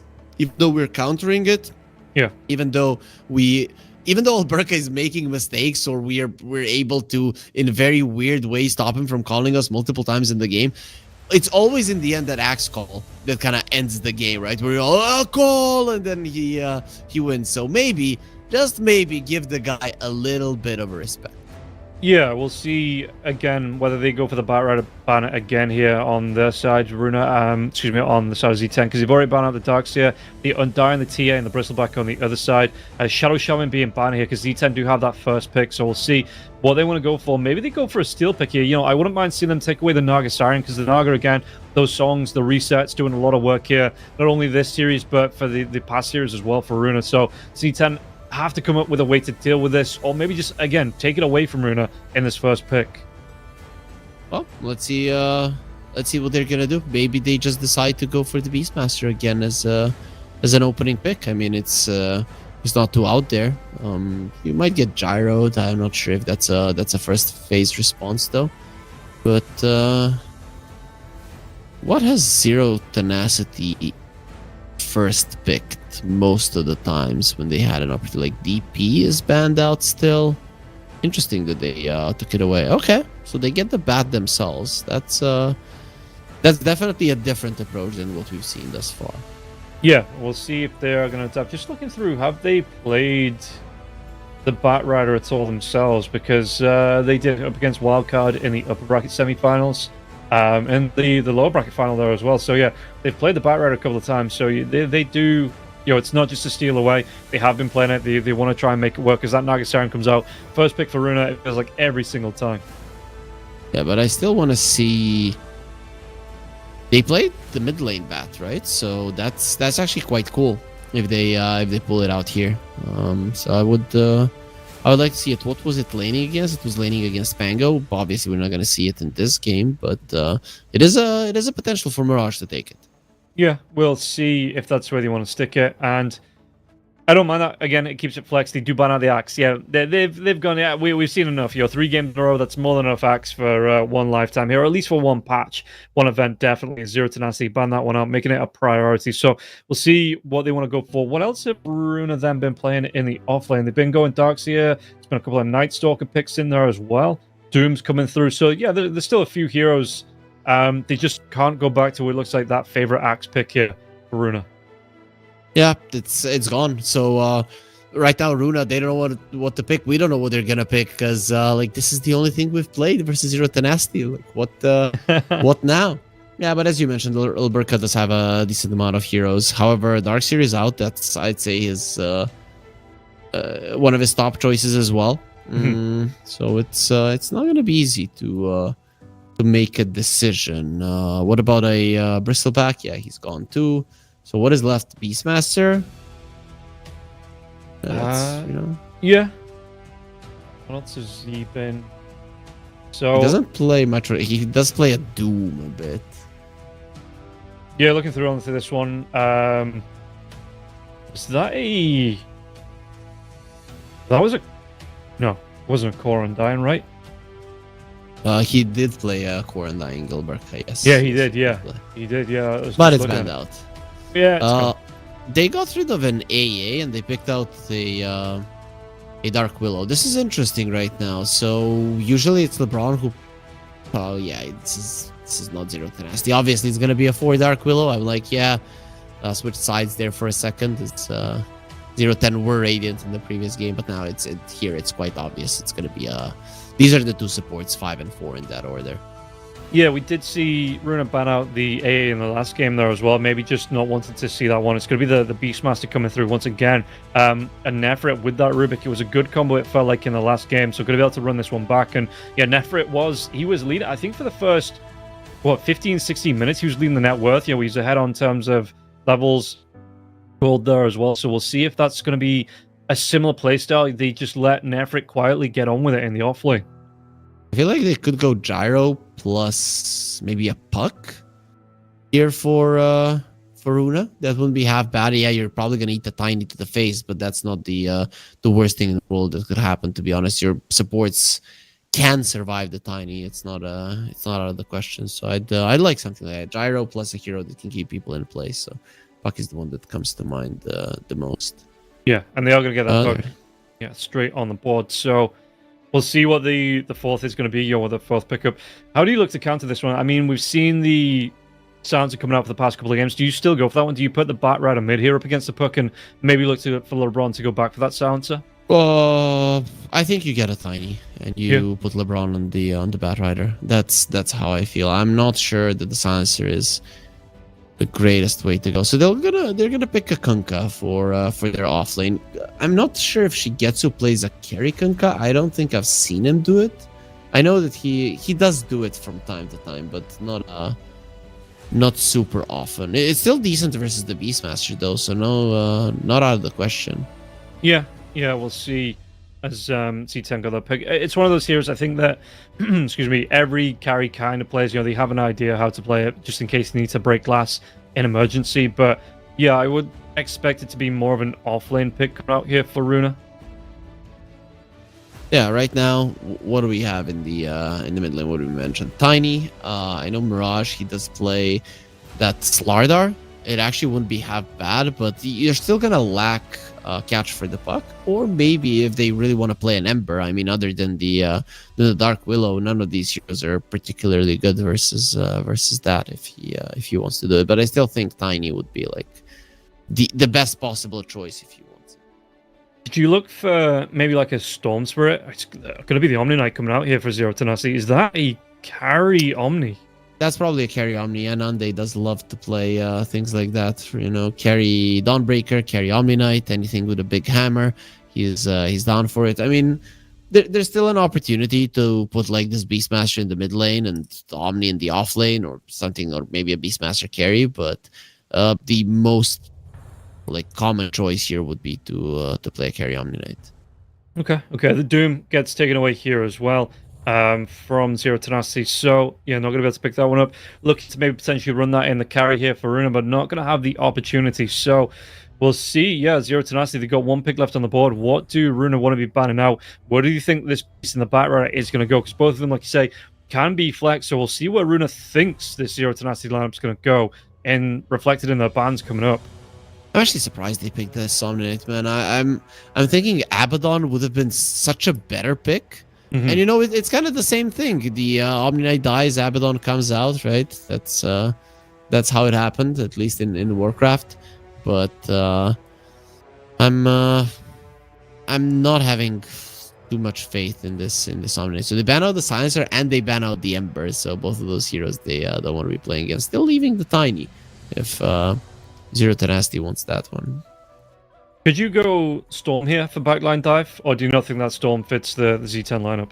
I mean, you could, but there's still a puck, right? So you have to think: is the Omni Knight enough of a protection for me? That's a rough one to make a decision on. Usually, you're just gonna dodge it. You know what would be cool here? A Void Spirit, if they would want to play it, but it's not really a super popular hero. There is a certain a very popular team that played it a couple of times in their TI qualifiers and ended up not going so well. Even some posts on Reddit happening, but it was a carry Void Spirit. So no, it was a mid Void Spirit in the last match yesterday. Yeah, Stormstormer was playing a mid Void Spirit in the final game, and it didn't work. I'm talking about the previous series, the one where they played the upper bracket final, and there it is, where they played the upper bracket final. I think they played it as a carry. I'm gonna check it out. Yeah, no, it was played as a carry in the the matchup against One Win, and then up against Navi Junior. They played it as a mid laner, yeah, and it didn't work both times, to the surprise of, I think, pretty much no one. And well, I don't know if no one was watching that one, but nobody was really surprised that the Void Spirit didn't work. So on the other side, Runa, we'll see what the response to this one is going to be. Like I say, if it's going to be that carry Kunkka coming out, or if they've got an idea up the sleeve here to try and change it up just a little bit. I mean, I don't mind that mid Void Spirit coming through if that's going to be the pickup here, but like I said, the hero isn't very popular, so we'll see what impact at all this hero is going to have, and maybe Zero Tenacity, you know, they're the team to make it work. Just pick a gyro, man. I don't know why they didn't even ban it out. I still pick it, yeah. Yeah. GG, man. That is a perfect pick for sure, right? Because when there was no Kunkka, you could at least say, yeah, you know, gyro is squishy, there's not really a lot of saves, but the fight starts with the boat. Gyro, he gets run buffed, and goodbye. Like, he doesn't care. You cannot kill him, and if you do have enough lockdown, and you will with the puck coil, he's just gonna be murdering everybody. Plus, he lanes really well versus the Beastmaster. I really like this from Runa. I think every single time in when these two teams are meeting, that they get a slight advantage in the draft. Yeah, and we'll see just how they're going to be able to play around. Like I say, the control that they're going to have, the Dream Coil into the boat with the Brambles coming through. Again, the song to set up as well, if they need to go that way, or the reset coming through. It is just it feels like it's going to be a field day for the Gyrocopter here. So we'll see how Zero Tenacity going to play around this one. If they are going to be able to get themselves into a good position, again, Nefrit get himself on the board, but yeah, the Gyrocopter are going to limit this Beastmaster in the lane, so maybe not going to be as free a game for Nefrit as it was in game number 1. Yeah, it's not going to be that easy for sure. And I feel like maybe in this one, he doesn't go for an Axe. Though, to be honest, this is on paper a much better Axe game. The only question is, can you get it at a decent time? Why is it better? Because there isn't huge concentrated damage that can kill you. Puck, some overtime damage can maybe finish you off. Kunkka, not really that much burst. He has an okay amount, but not insane. And especially if you have a repel on you, Nefrit is just going to be running forward. So I'm kind of hoping that he goes for an Aghanim Scepter again, at least if he gets a chance to buy it at a decent time. But him buying it 12 minutes in this game, if it happens, I feel like that's going to be a line that Runa will not be able to cross, and we're going to be starting off the grand final with a 1-1. Okay, well, we'll see if that's how it's going to go here as we get ready to get ourselves into game number 2 to see if Zero Tenacity can finally break the slight curse coming through up against Runa here and get themselves a win on the board. Or Runa, are they going to move through to a 2-0 position and be one game away from clinching the grand finals? Let's find out as we get ourselves into game number 2. Huh? I can't wait to see, especially how the laning stage goes, because Void Spirit versus the Puck, man, I've seen it gone either way. Even though Puck players, they cry when they see a Void Spirit, I've seen them win versus this hero. But then I've seen Void Spirit just completely overtake it. Gyro versus the Beastmaster, it's Gyro favorite, but then you have a Rubik reducing his attack damage. Can be a significant change. And then I've got an Omni Knight and a Batrider. I don't know when's the last time I saw this lane in the safe lane. It doesn't happen too often. Even when we do see a carry Omni Knight, the Batrider is usually a 4. Yeah. So I'm really looking forward to seeing how the lanes develop, because definitely not easy to call. That's the big question mark for me, is going into the late game, does the Omni Knight really, go toe-to-toe with his Gyrocopter? Smoke's going to break. Is he going to stop anyone? The ward is down till the end comes forwards, but he has the mirror images, has those illusions here, and actually going to try and go for the chase down. Brambles comes through, it connects out. LeBron, can he get himself away? The second Brambles into the barrage, and Shigetsu will pick up the first blood. That's going to be a hell of a lot quicker than the first game. Yeah, in the first game, man, we took so long to see somebody dying, and this is huge, right? Because Shigetsu, what did we say? The Gyro is a timing-based hero. The second that you buy that Satanic, that is the second that you just jump or stand in front of the enemy tower, you hit it, and you're taunting them, come at me if you dare, and nobody will dare ever, because they're just going to die every single time they attempt it. So, First Blood, in a lane where at least core-to-core matchup, he has the advantage. Boy, this is going to be perfect for Shigetsu, and just goes to show this guy, he changes his level 1 fight build all the time. Remember yesterday he skilled up the flak cannon to get the first blood as well. He got it. Oh, quick pause coming out. Yeah, going back to the Omni Knight, what's the game plan? What's the late game plan here for Nande? What do you want to see him build up? Because he's already got, it looks like, the Radiance queued up. Is it into that Echo Saber Harpoon kind of build? Does he have to go for an early BKB here on the Omni Knight? What do you want to see him building up to? Well, let's see if Nande has played any Omni Knight that I can find the builds. Not really. To be honest, I expected the Echo Saber, the Echo Saber blink and stuff like that. And maybe if things don't go the way that he wants to, he might decide to go that route anyways. I see Omni Knight as a burst hero. Blink, double hit, Hammer of Purity, people die, right? So I'm thinking that this Radiance is mostly going to be a farming tool for him. At least I hope it is. I don't want to see an Omni Knight just running around doing damage with the Radiance. That I don't think that's the way the hero should be played. So I'm still in the Echo Saber Blink basket, I think. Okay, well, we'll see. I mean, again, he's just got his initial items queued up here. Going to do a little bit to Alberca, but Alberca going to be able to turn it around. He does have that first point into the Tidebringer here, so we'll see what pressure LeBron's going to be able to put on with this Bat Rider. Going for the Flame Break level 1 here. We've already seen what Runa can do, and the Bramble's going to be dropped out once again, just to maybe look to secure that range creep here for Queasy, because Alberca wasn't really in range to get to it, and yeah, Queasy with the Brambles, it's going to be a very disruptive lane. Once you start to see the torrent coming out, the brambles coming through, and the control that this Dark Willow Kunkka lane is going to have. We'll see if it's going to be as equivalent to the Axe Bat Rider lane, but it's still feeling like a really strong lane to me. Yeah, it definitely is. I mean, if this was Omni Knight pre-nerf, they would probably just run them down constantly. I'm not sure, like, you probably are going to be playing it Bramble every single time. Just a second, Pablo, he's in a ton of trouble. Body blocks coming through here now as well. The axes will fly through from Nefrit, trying to do what they can till the end. He's doing fairly well with the body blocks, but the Gyrocopter already used that rocket barrage, wasn't able to get in range here. And Pablo, underneath the tier 1 tower, will live just a little bit longer.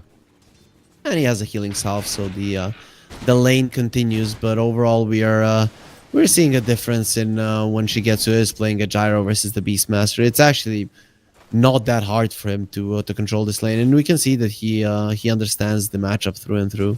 Yeah, and I think last time I saw, again, this was 4 or 5 months ago, the last time I saw Shigetsu on a Gyrocopter in the Radiant safe lane, he just froze the lane out here, right close to this side camp, so he's constantly pulling the side camp through, getting that extra farm out, and it just, there was nothing that the enemy team could do. I think it was a qualifier, so the team was just a little bit weaker here as Shigetsu. Going to be chased down. Rocket Barrage coming through now as well. Can they get the kill? It's actually going to be the Hawk out on until the end. So Shigetsu going to live a little bit longer, but Shigetsu definitely has the experience on this Gyrocopter. Yeah, this is what I'm saying about the Rubik as well. He might be able to change this lane and doing well so far. So he will be able to take the kill onto Alberca in the top lane. LeBron getting the credit for that one. The Firefly coming out. Level 2 here for the Bat Rider. So the Flame Break, it is going to be enough to get the damage out with the help of Nande. And Alberca maybe just needed to be a little bit more careful. Full mana here for the Bat Rider. He is going to be able to make it work. And not a lot of mobility out on the Kunkka until he gets those phase boots. You have to at least come close for the Tidebringer, but yeah, we're seeing the power of this lane. There's going to be a fight for the flowers. Yeah, Queasy, he's going to try and get himself in here now as well, but again, the Flame Break comes out. LeBron's going to get really down low, moves away from the Torrent, though. It looks like Queasy going to be chased down here. LeBron, is he going to go down first? Furry Fire is being used. LeBron is pretty down low. Firefly, he can try and get it off if he wants to. No, one more right click, LeBron will fall. Mandy gets the kill after the fact with a level 2 Purification here, and Alberca with a chase. Well, I say chase down. In fact, it's going to be Nandi with the body blocks, but Alberca going to be able to walk underneath the Omni Knight when the Omni Knight was in the air from the Torrent. Yeah, he did get the healing lotus on the Kunkka, and that was what they were all fighting for. But that's not too bad for Runa, right? Yeah, sure, the Omni Knight was there for a solo kill, and he got a lot of experience from it. But that lane is generally not good for you. So any kind of a skirmish where nobody's getting creeps is look at this one. Fine for Runa.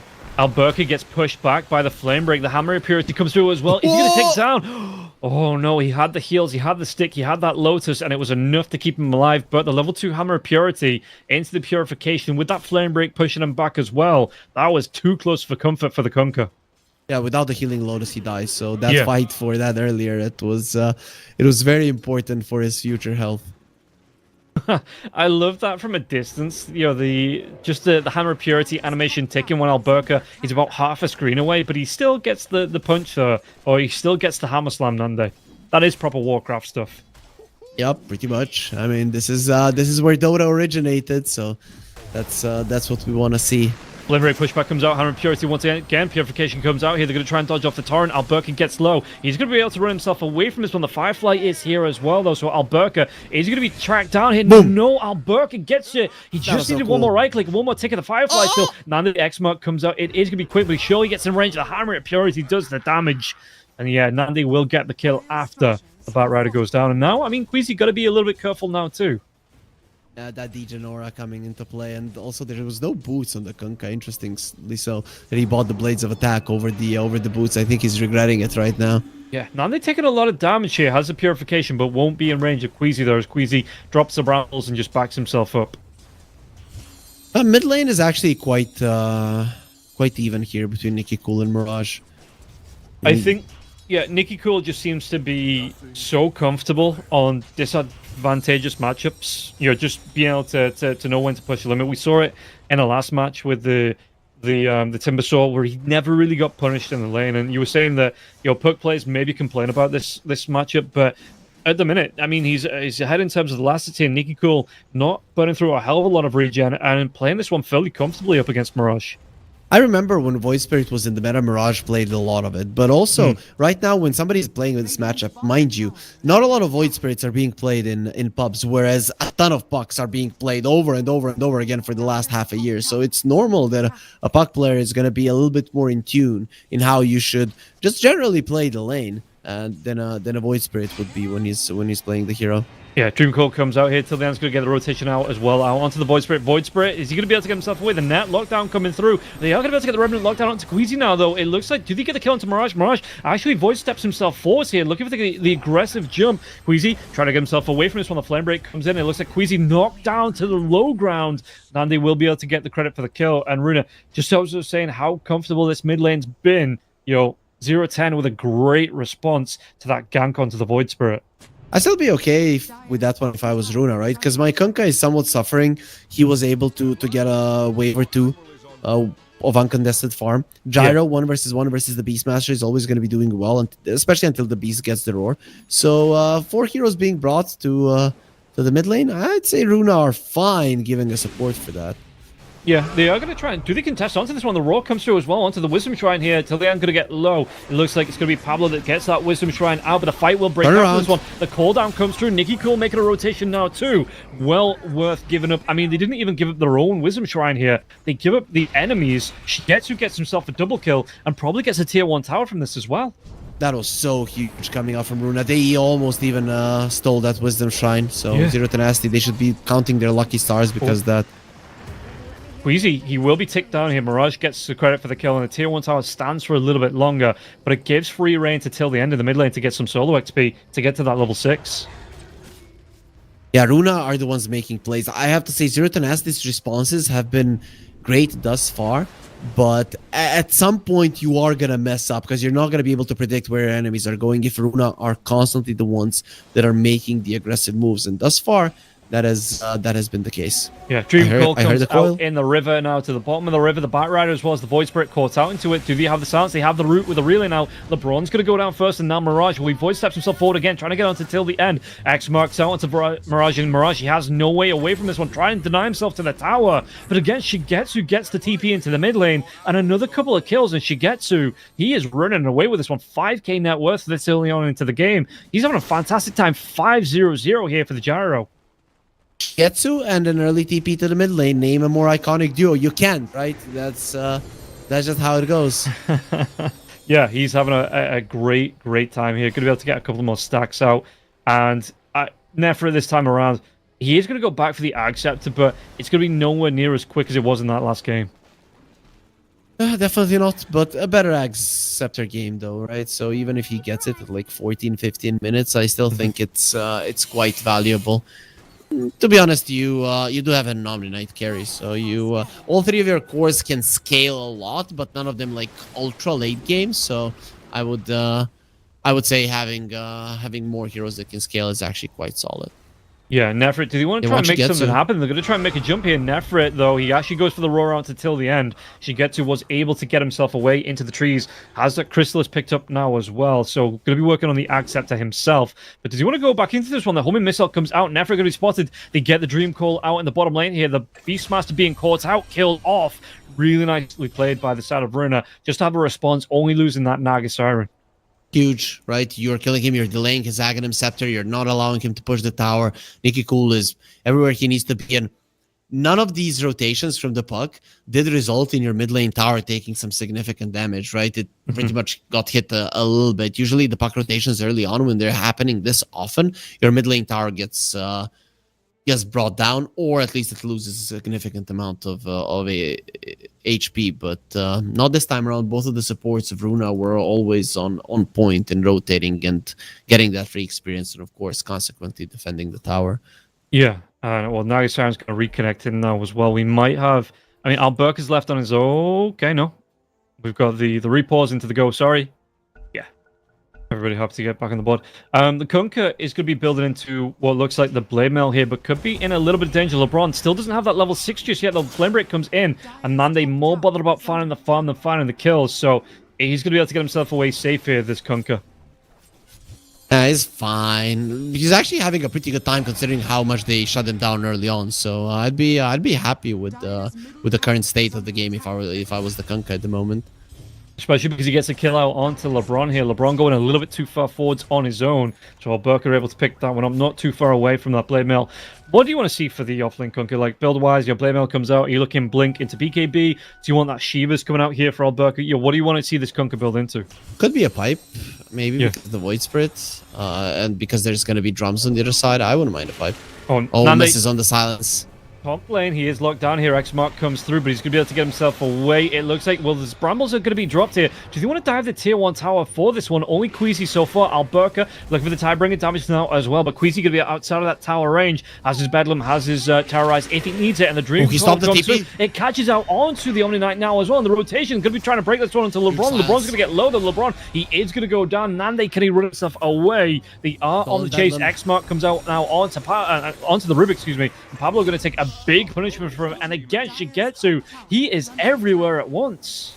Yeah, from afar with the flat cannon, he got that kill. While this is happening, the towers aren't taking any damage. The one on the bottom lane should be targeted right now, but I feel like the Gyro takes the tower here on the top lane and can just go through the Twin Gate and make sure that the bottom tower stays alive as well. So Runa, they're getting everything without losing anything, and usually when I cast with Bowie, he would say, yo, no, Dota is a zero-sum game. Doesn't really look that way. It looks like Runa are getting everything, while Zero Tenacity get nada.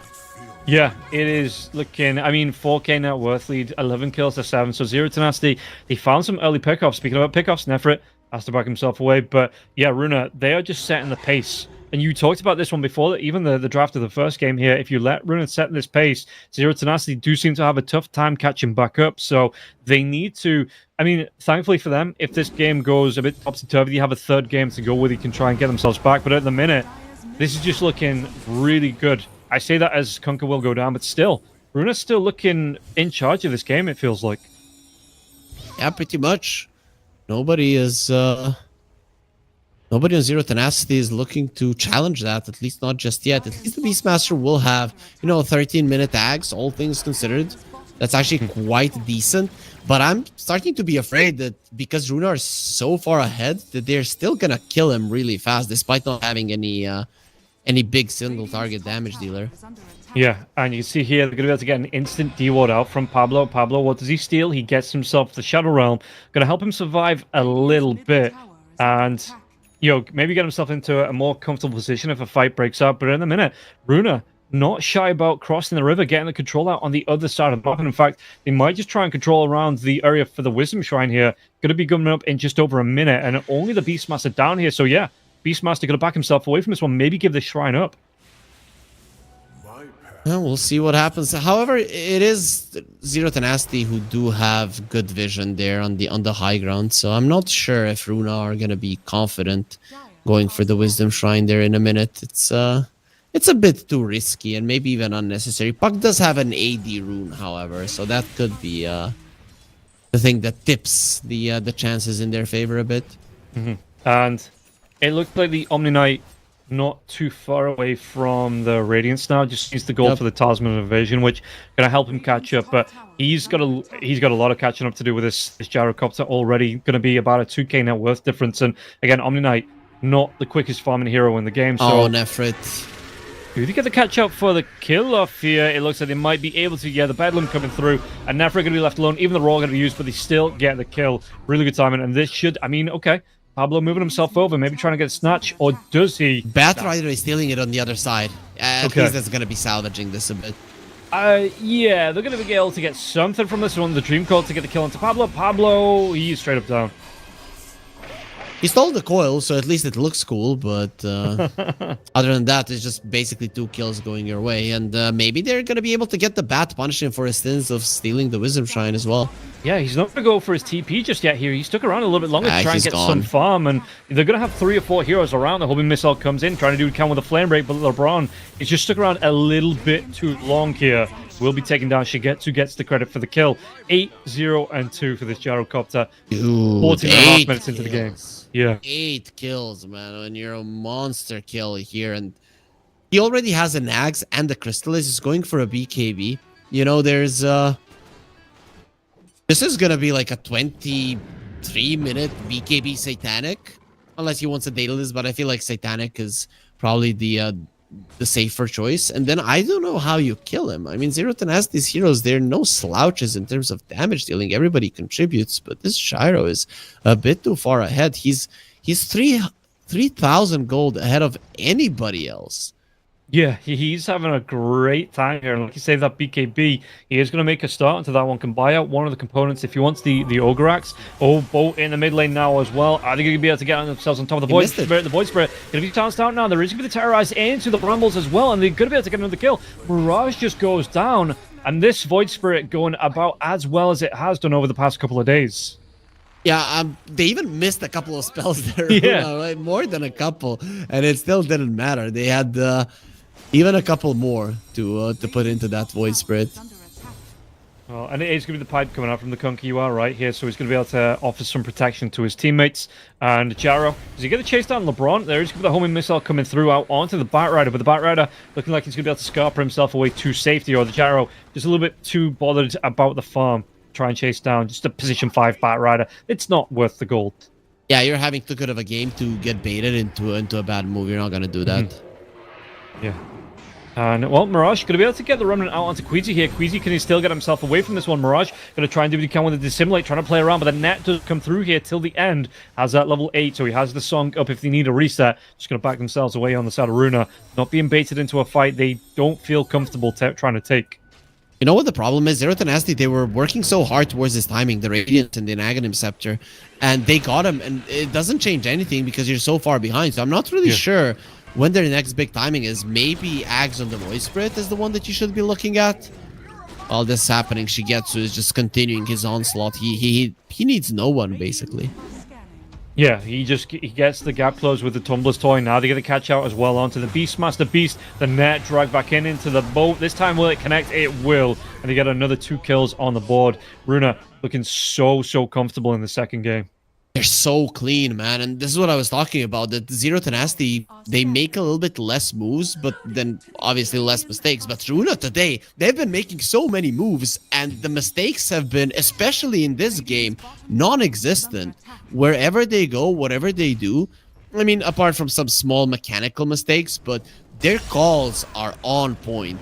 Yeah, and look at this one. They're going to be able to get the lockdown, but the song comes through. Queasy will live. They're looking to try and get on top of Mirage. Mirage just a little bit too fast to be caught up by the song there. And it looks like to the change targets out onto LeBron. LeBron, he's flapping his wings for his life. It looks like no TP scroll for the Batrider, though. So going to have to take the long way out. And there is a 3-man squad looking to hunt him down here. LeBron in the trees. He's saying, if I can't see them, they can't see me.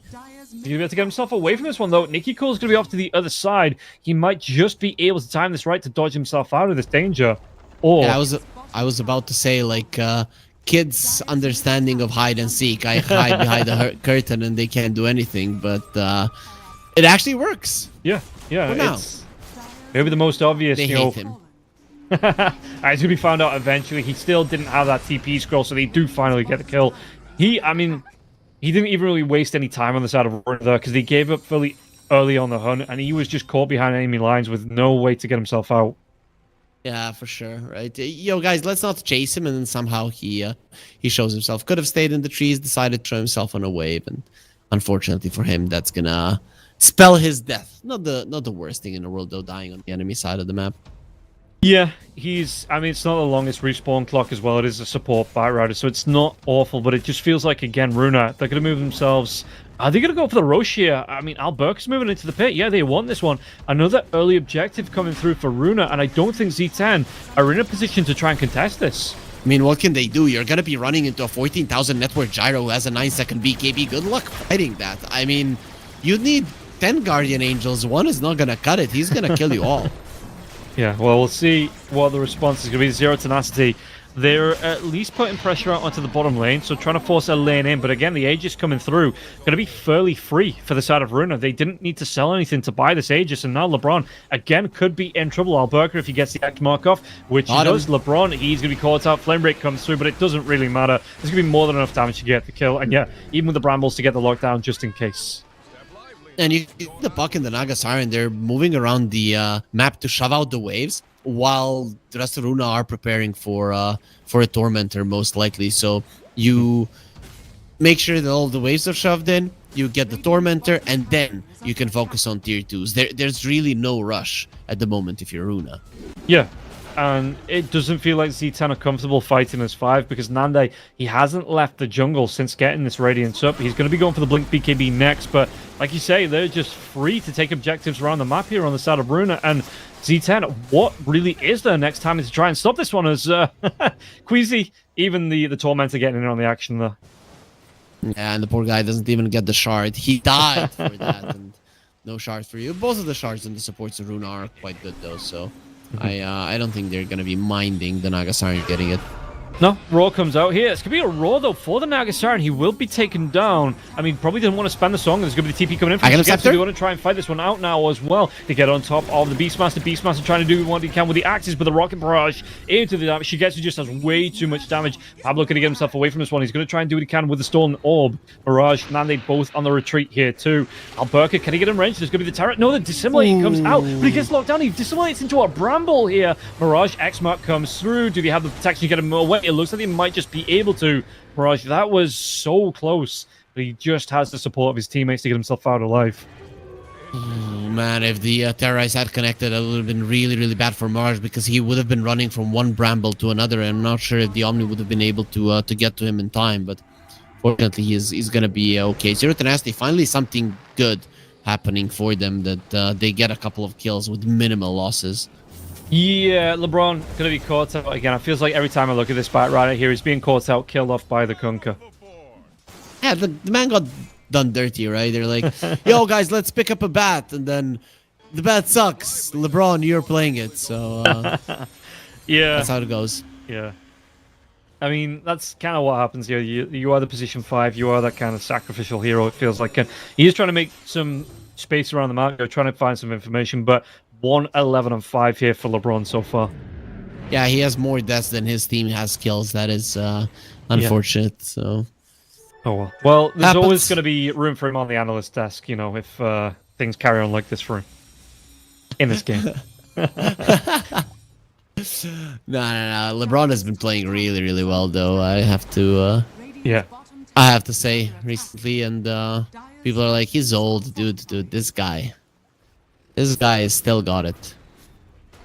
I mean, he's, what, 35? He's not that old. That's still pretty young. Yeah, I know. You would say that because you're like 40, but that's, it happens. And yeah, it does sometimes happen that you have this bogey team that you come up against that you just, for whatever reason, just cannot get your head around how to deal with them. Because, like I say, they beat Wildcard, a TI qualifying team. They look clean as well. They've beat some other high-level teams here as well in the CCT in like open qualifiers, and it just seems to be that Runa, for whatever reason, have the number of Zero Tenacity so far. They're a counter to them. Yeah. I think they have this early mid-game under control on the side of Runa, and they know how to punish passive teams. And Zero Tenacity are more about slowing things down and then waiting for the timings. And well, you know, Runa, they know what's up. Runa, that part of the game where punishing the timings is the thing. That is where they play like a tier 1 team. And Zero Tenacity, where they play like a tier 1 team, is using their timings. Obviously, both of the teams do have their weaknesses, but unfortunately, the weaknesses of Zero Tenacity work in favor of Runa. Yeah, they're being rock, paper, scissors out here. Oh, Alberca Did you get the X mark off just before? No. Yeah, the Ulcept comes through, and Pablo going to live through that one. That was just on the very edge of the TP, though. So not going to be brought back. Nande actually could try and deny himself the regen room, but he puts himself in a little bit of danger here. Yeah, the jump comes in. Nande has that BKB, though. She gets through with the physical damage. Trying to get the chase down, the hop away from Nande. Can he get himself all the way back to safety? Telekinesis comes out to Gyrocopter. Nande still has the purification, still has the BKB, has that repel as well. So we'll be able to get himself back to safety. But yeah, Shigetsu, he wants to dive all the way in. He has that Aegis being reclaimed now, though, and he's not going to chase any further. They caught the Void Spirit. Oh, not again here. And it's going to be Mirage. Terrorize comes through. Do they have the damage to get the kill? He's going to try and break that Dream Call here. Get himself away, but there is going to be the Dissimulate. It still gets the lockdown, and Queasy gets the credit for the kill. And while that is happening, there's a dive in the mid lane because Shigetsu doesn't feel like he can die. We talked about it. Satanic timing is ready. He doesn't have the Aegis, but who the hell needs it? How are you going to kill him? Yeah, he's going back for Sanjin Yasha. I would have thought you would have gone in for the Daedalus, but maybe you're going to swap out that Falcon Blade for the Sanjin Yasha and then go back for it. But like you say, he's not died just yet. LeBron going to add another one to his tally. 12 deaths here for the Batrider. 2 BKB piercing disables, right? So you probably feel like the SNY is a necessity. And because you're so far ahead, the damage is not going to be an issue. People are still going to die if they're near you. Nefrit going to be caught out. Song comes through. Shigetsu going to go for the TP down here as well. And Beastmaster, no BKB, so no way away from this one. The homing missile going to be coming in. Nefrit even through. Oh no, he does. BKB now going to be coming through for Nefrit, but do they have the damage to take him down? Not quite enough. Shigetsu gets X marked because Pablo just wants to throw it before the spell goes away. Yeah, Alberca made a mistake there a little bit with the X. Usually it's very hard, if not impossible, to TP away from the Kunkka. That was an 8-second BKB. He didn't immediately go for a TP out. You wait for a second, use the X, and you can bring him back. But unfortunately, Alberca already preemptively used it, so it gave a pretty easy escape route to a Beastmaster. Yeah. Well, okay. So what's the game plan here for Zero Tenacity? When do they start to have a little bit of tenacity and start to look to take the fight? So is it item timings? Do they need to look for any objectives? What's the game plan here, do you think, for Z10? Right now, they have to always find ways to deal with the waves because Fuck is actually really, really good at it. I think at the moment, it's deal with the waves with giving minimal casualties, mostly your support. So probably LeBron is still going to be risking his life quite a lot, like what he's doing right now. You can see his positioning. That's the goal now. And then once your Omni Knight has a Blink Dagger, when he can blink in and burst somebody, then you can look for a fight.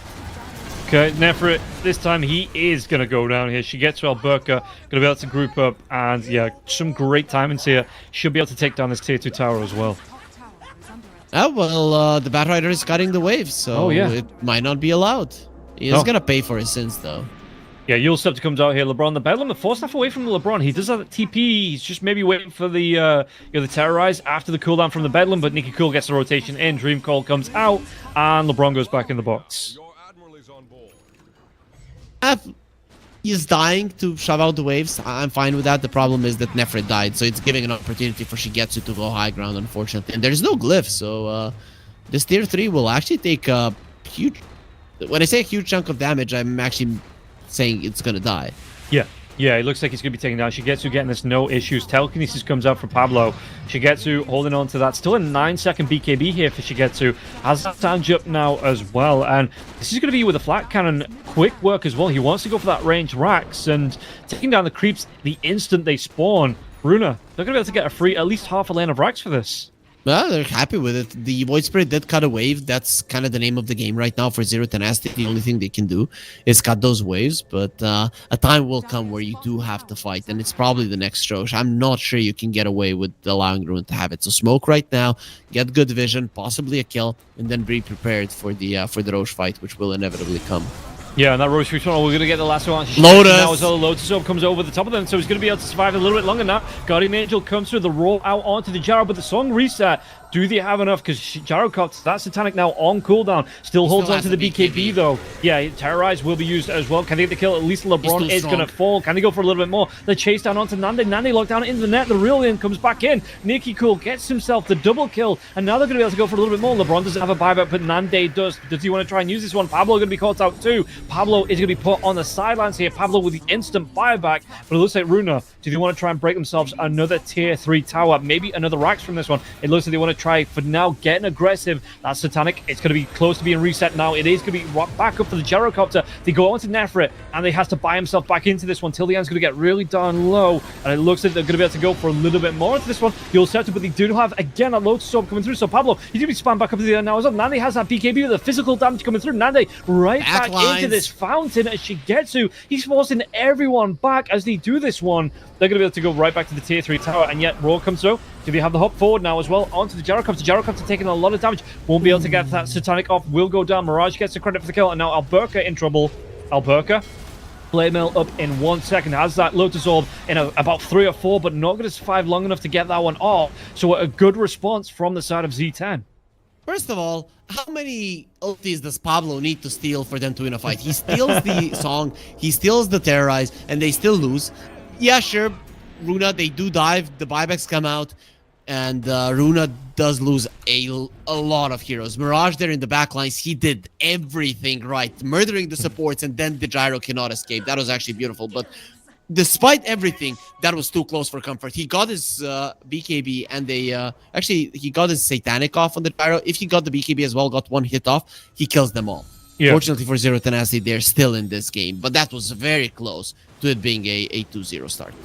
They're going to try and group up here around the tier 2 tower. I don't know if they scouted it out. They had like a 30-second window. The Gyrocopter was still there. The Roshan was up here. Queasy's going to get low, gets taken down by Nande. I think that's something they need to do. Yeah, he's moving down the river now, Roshan. I think they need to get this Roshan before the Gyrocopter comes back up. That will be a big heist here for the side of Z10. Yeah, if they can, but the Gyro is coming back, the Kunkka is coming back, and you do have decent damage for the Roche, but it's not gonna die like in 3 seconds. Yeah, there's no massive serpent wards around here to really help them out. And you see Shigetsu, they're already TPing down towards this bottom part of the map. They're going to try and make a smoke gank happen for this one. It is dying. Only got, I mean, LeBron's going to be trying to scout this one out as well. He might be the sacrificial lamb. Huge. And Nande gets himself the Aegis. Runa, do they still want to try and fight into this one? And Nande needs it because he did use that buyback in the last fight. Okay, that's pretty big for Zero Tenacity. If Shigetsu gets that Aegis, it's over. He just comes to your base and you cannot stop him. Right now, it's a bit of a different story. Of course, Pablo, again, has an ulti stolen. Now it's going to be a boat. Something maybe not as strong or as hard to steal as a Terrorize or a Sleep, but still a pretty big spell that takes away the Gyro's AoE damage. I'm starting to be impressed by this Rubik, even though it's a second game in a row. Pablo is really pulling his own weight, even more than that. Yeah, he's looking fantastic. Like you say, in the last game, the Song steals into the Stone Gaze steals, or the other way around. Just being able to Pablo, he has this positioning down right for the Rubik, and making some good plays, big plays as well. The Yule Scepter into the Arc Scepter is going to be nice here for the Rubik. We'll see, though, if he is going to be able to get that off fairly quick, because he's still about 2,500 gold away from picking up that Arc Scepter. It takes time. Does he have no greedy enchantment? Yeah, this is tier 3, so but either way, he gets that axe, and considering how scary he has been, he could be the X factor. We're gonna be looking towards that if it does happen, though. Runa now, they have a little bit more of a repositioning tool, because it is gonna be the Kunkka who is awarded with an axe shard. I know the Naga Siren likes to buy it up anyway. Does Dark Willow? Yeah, Dark Willow has the shard. Yeah, okay, so it wasn't a 50-50. Both supports already had it. Yeah, we'll see what the game plan is going to be here for Runa. Because I think even with the Aegis up, they're not too scared about taking the fight here to Zero Tenacity. Definitely not. Definitely not. Right, with the Lotus Orb on the Gyro, very unlikely that you're going to be able to bring it down. However, the Beastmaster is approaching the Refresher, so... Oh, LeBron going to be caught out again here. Bat Rider, Curse Crown, not even going to need to take as Queasy gets that solo kill out onto LeBron. And they're preparing a fight bottom. Look at that, the Gyro is already TPing going forward. There's going to be a Naga behind him to protect. Yeah, they might be able to get the catch out here. The Rubik is close, but Nefrit, if he gets caught out, in fact, Shigetsu's going to show on the lane. Do they want to try and bait something into this one? Nefrit, not quite sure. Is Invis for now. He might try to go for him. The Nagasara Illusion is going to be scouting out, though, so Nefrit, got to be careful. Going to see the boars here, so maybe they're going to be looking for him until the end. He sees him on the high ground here. Nefrit, is this going to be the target? He has that BKB if he needs it. Going to go for the BKB TP away from this one behind the trees, and they're not going to try and stop it on the side of Runa. On the other side, though, Nani does get caught out. TP out. Going to be away safe. if this puck gets level 25, you're gonna be in a lot of trouble because that's not gonna work. But it's still one BKB down, which gives you an opportunity to go forward. Omni Knight still has a 7-second one, so he's fine in that regard. And Void Spirit has recently finished his BKB, so that's 9 seconds at the moment. Gyro's got the Daedalus up now. He's going to go for the full Ag's Blessing to free up a slot. What's the item you think? Is he going to go for maybe like a butterfly here for the gyrocopter? Yeah, I feel like it's going to be a butterfly. That makes the most sense. He has queued it up. Yeah, just queued it up now, and it looks like, well, he's going to be coming on to the high ground. Nande trying to back himself away, and yeah, a minute and a half on the Aegis. Let's see what they can do with this one. And Shigetsu, though, just says, this is our high ground. You have to force us off it. And even with the Aegis jump comes in, Harpoon's going to be here. Nande, what damage can they do? They have that Lotus Orb out now as well. They have the catch out, but Lotus Orb, it means that the telekinesis comes out into Pablo now as well. Pablo, Nande's going to get really down low from this one. They are going to be able to break this Aegis, it looks like. Shigetsu, he's happy with this. Just going to back himself away. Nefra gets that jump in. They get the roar off onto the Nagasiren. So the Nagasiren, though, I think he's going to be able to get the kill before he gets to reset with the song. They are going to be able to. Shigetsu with that Lotus Orb on top of him once again. Harpoon comes through. Going to be backing himself away. Like you say, he has that BKB up. Satanic up in 5 seconds now as well. Mirage, he jumps himself into this one. Do they want to try and go for this one? Shigetsu, he just says, okay, you want to fight? We'll fight into this. And Shigetsu, well, the roar comes out onto the gyrocopter here. Gyrocopter can live a little bit longer. Has that Satanic, he pops it now. Going to be able to get all of the lifesteal back, and Nande's going to go low to going down. They already take down Nefra. Paolo, LeBron, all going to be going down. One more right click with a flat cannon. He gets dragged back. GG comes out. And Runa, they lock down game number 2. I'm not sure what LeBron was doing there, because I thought when they went for the roar on the gyro that they're instantly going to go with the lasso. Like, screw the Lotus Orb, just do everything to kill him. But he was going on the side doing I don't know what. He couldn't blink in there once the flat cannon started flying through, and at that point the gyro was just back up to full HP. But I think there was a little bit of miscommunication in that last fight from Zero Tenacity. Even without that, very hard game to win anyways, but nice try. And I actually have to say, Mirage, other than the laning stage, I did see some shining moments of the Void Spirit finding the backlines, but generally it was Runa. They were the team that were making the moves. I don't really remember Zero Tenacity making some aggressive play on the map, just waiting for their timings and then waiting for Runa to come. And the only time when it went somewhat okay is when you bought back a couple of your heroes and they dove your fountain. So it's not a good showing for sure, especially, I mean, you've lost 4 games in a row versus this team. At some point you're gonna start questioning, can we even beat them? Yeah, and Zero Tenacity, like you say, they maybe have those mind games they've got to play with Runa, because Runa definitely have that confidence over them now. You need to get next door, give LeBron a knock, give him a pep talk here, really boost his spirits up before they come into this game number 3, because Runa looking for not only the first clean sweep of the first series we saw, but a second clean sweep in this best of 5. They are 1 game away. Zero Tenacity need to turn this one around. It is do or die time for them, and we'll see how it's going to go right after this break.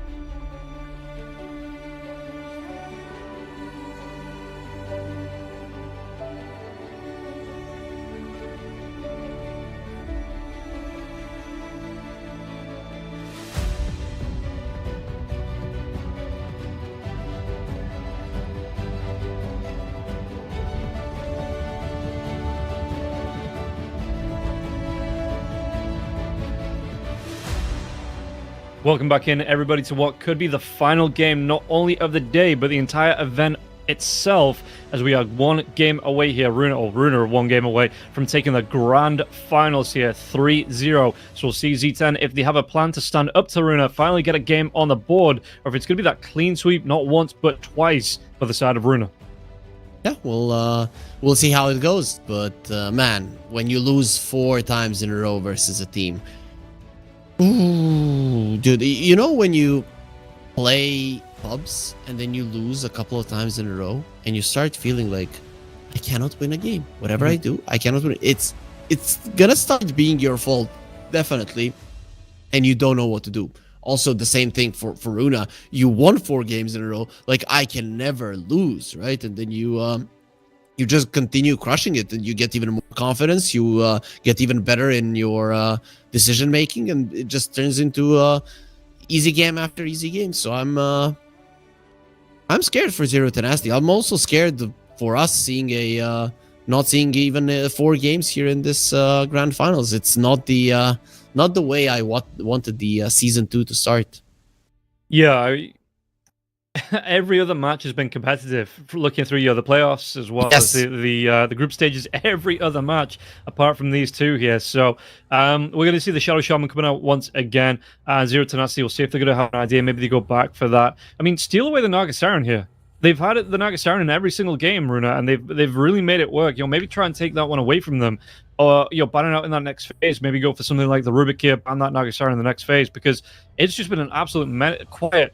Even though it's singing, as at the top of the lungs in these team fights, the Naga Siren is really doing a lot of work. As you say, from the back lines, it's been making a difference, and also the lane shoving of it. I think that might be something that Zero Tenacity aren't putting enough emphasis on, is shoving out the waves. When in the previous game, they had to cut waves. They had to go and play some hide and seek on the map to be able to deal with those. Whereas the enemies are like, yeah, 2 spells, go and connect to each other. We don't care. So maybe that Naga Siren really is the biggest problem. This is... why is that a first pick, right? So are you playing versus a drow, a sniper, or something? This is very unconventional for sure. Yeah, and this feels like one of those heroes as well that not really at risk of ever being banned out in the current meta. It's not a hero that people are saying, okay, we have to focus on the Centaur because that's a massive threat in the fights. They do ban out the Rubik as well as the Dark Willow in response here on the side of Runa. 2 good parents for the Centaur, but yeah, you could have potentially gone for that Dark Willow or the Rubik first and then locked in the Centaur in the second phase without it really ever being considered for a ban. They got rid of the Dark Willow, they got rid of the Rubik, and Zero Tenacity, come on. Please, Naga Siren, it's like a Centaur counter. There's... The Deluge destroys you. Can you please? I remember when that spell first got added, and no one really knew, and it was me and Bowie casting... I think it was a South American tournament, and they picked up the Centaur, and the Deluge came out for the Naga Siren on the other side, and this position 5 Naga Siren just absolutely ruined the Centaur's lane, because the Centaur could not get away to literally save his life. It was just absolutely baffling to watch, and then people started countering onto the Deluge, and I think it is the default spell now. They ban out the Ursa Burr though, so are they going to try and pick it here? Yeah. Please do it. Oh, come on, Zero Tenacity. I mean, if not, they're going to be giving the support duo that Runa have been running pretty much. If you would ask Runa, what is your perfect support duo? They would say Naga and the Shadow Shaman. Every single time they're going to be picking those 2. Yeah, so we'll see if, they're taking the time to think about this one here as well on the side of Zero Tenacity coming through into the reserve time. So what's it going to be? Yeah. Thank you. It just makes so much sense with the way that Runa have been able to play around not only the songs but the nets into the reelings too. So you can't let Runa have both of those heroes in the 3rd game. Now the question is, what is H2O gonna pick, right? Because Undying is out, the Naga Siren has been picked up. There's no AA. He plays some Tusk. Plays Dazzle, which would be cool, but I'm not sure he's gonna go that route. He plays some Ringmaster. You know what would be cool? An Elder Titan. Elder Titan plus, something like a Gyro again. That is a possibility. But I'm thinking Tusk. Tusk actually makes a lot of sense. I have seen him play, not recently, but I know he has played the Silencer in the past as well, if that's something that they want to go for. Yes, he has. Timber has worked really well for them throughout this tournament, really, and as a flex pick as well. Though I'm kind of leaning towards Nicky Cool being the one to pick it up. Now you really have to think about that puck in the mid lane as Zero Tenacity can get it, and they do pick up the Dazzle. That's actually quite cool. The center in this game has to start off with the Ring of Protection, maybe even 2, man, because this Dazzle is gonna rip him a new one. What are you looking at then to pair with it? Do you want to go back for something like that Gyrocopter? Do you want something that's a little bit more, damage oriented? I say that the Gyrocopter early on, still with the Rocket Barrage coming through, the flat cannon, still put out a lot of damage. Zero Tenacity, they go for the Wind Ranger here too, straight into that puck. I think it's a Terrorblade, right? Yeah. It's like the hero to go with you. Maybe a Monkey King wouldn't be too bad for Shigetsu. Yeah. And then what else? Like a Life Stealer. Like those are the but I'm thinking Life Stealer, Terrorblade are probably the smartest approaches. Terrorblade maybe even the easiest pickup here because it is also a flex between a 1 and a 3. So you put the enemies in a spot where they're not sure what to ban. And the Terrorblade with the pipe in this game is actually quite strong because everybody does only magical damage.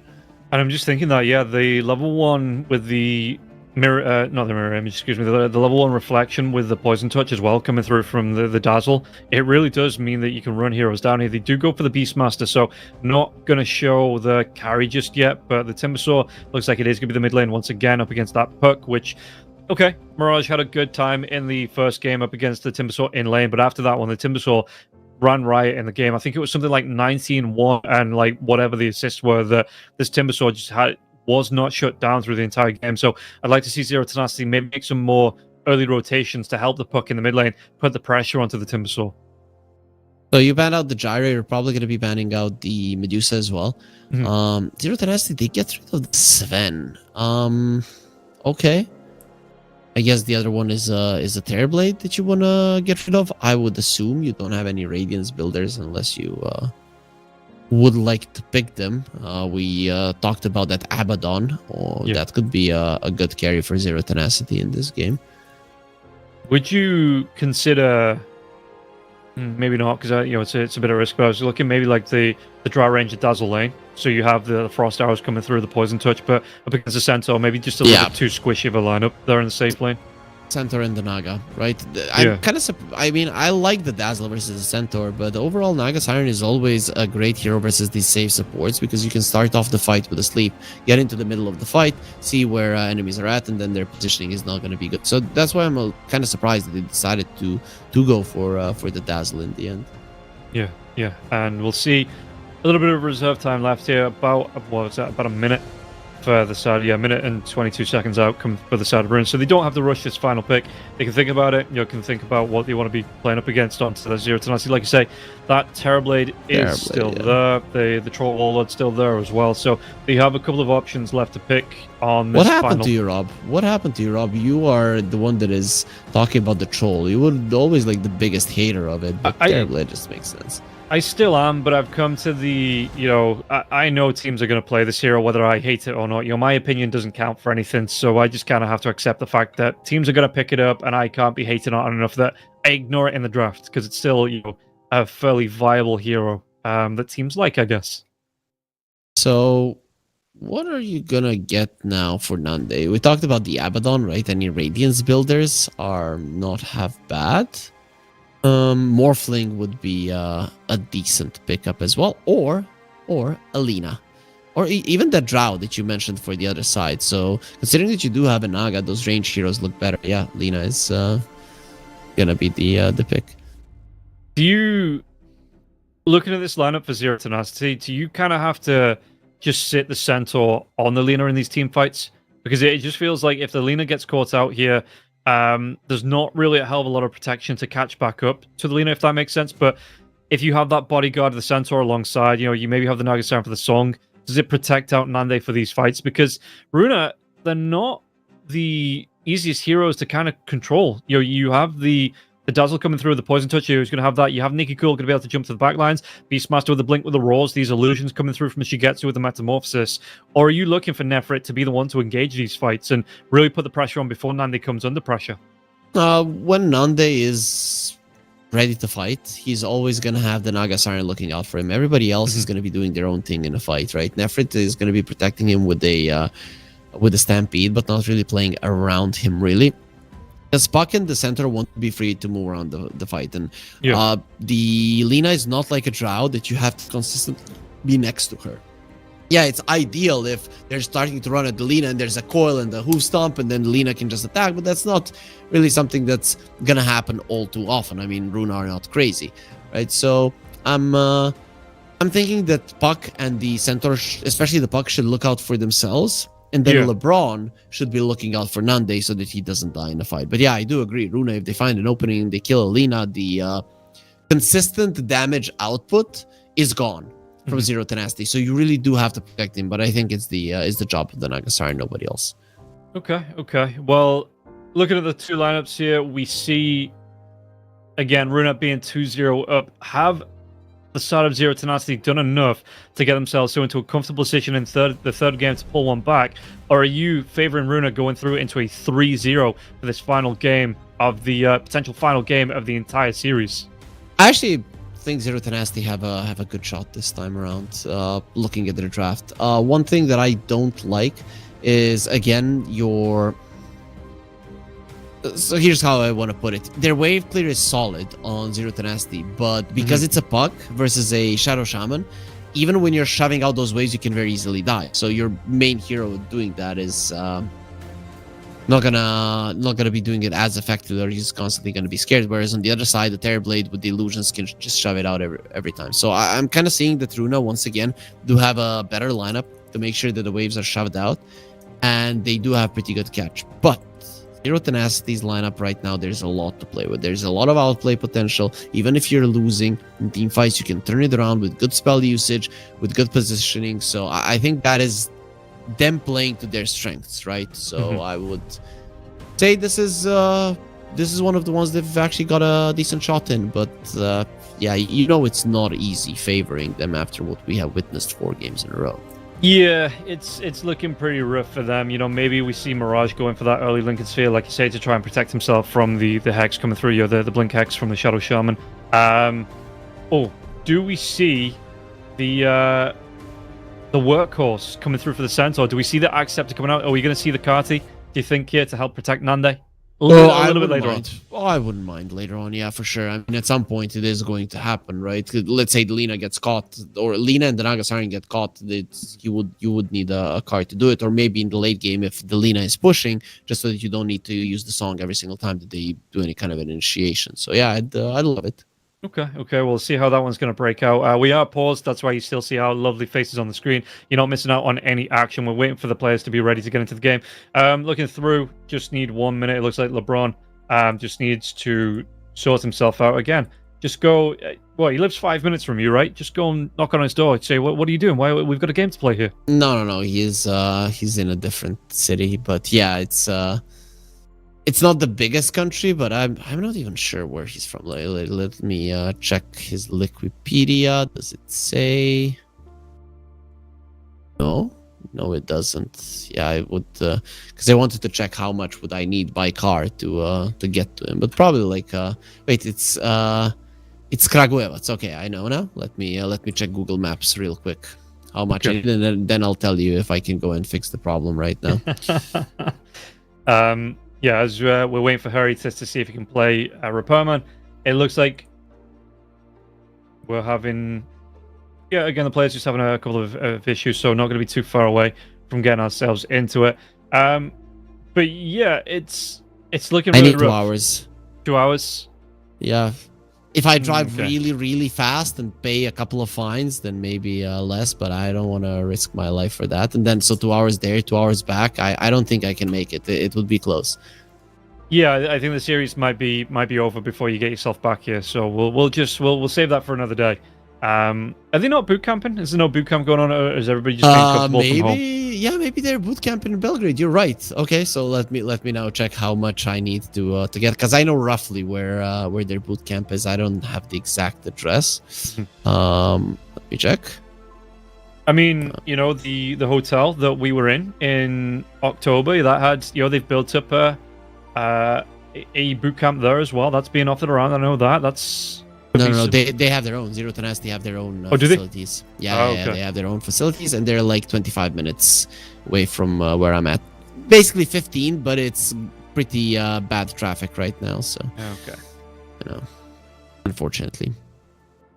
Well, yeah. I mean, at least if they, you know, whatever happens in here, you can get across to maybe commiserate or celebrate here with them, depending on how this game goes. And we'll see. Like I say, we're just waiting on the players now to get ourselves back into it. So you won't I miss feel out on like anyone. we can go to drown their sorrows, most likely, given how things are going. But yeah, I'm down for a celebration. You know, it would be nice to have.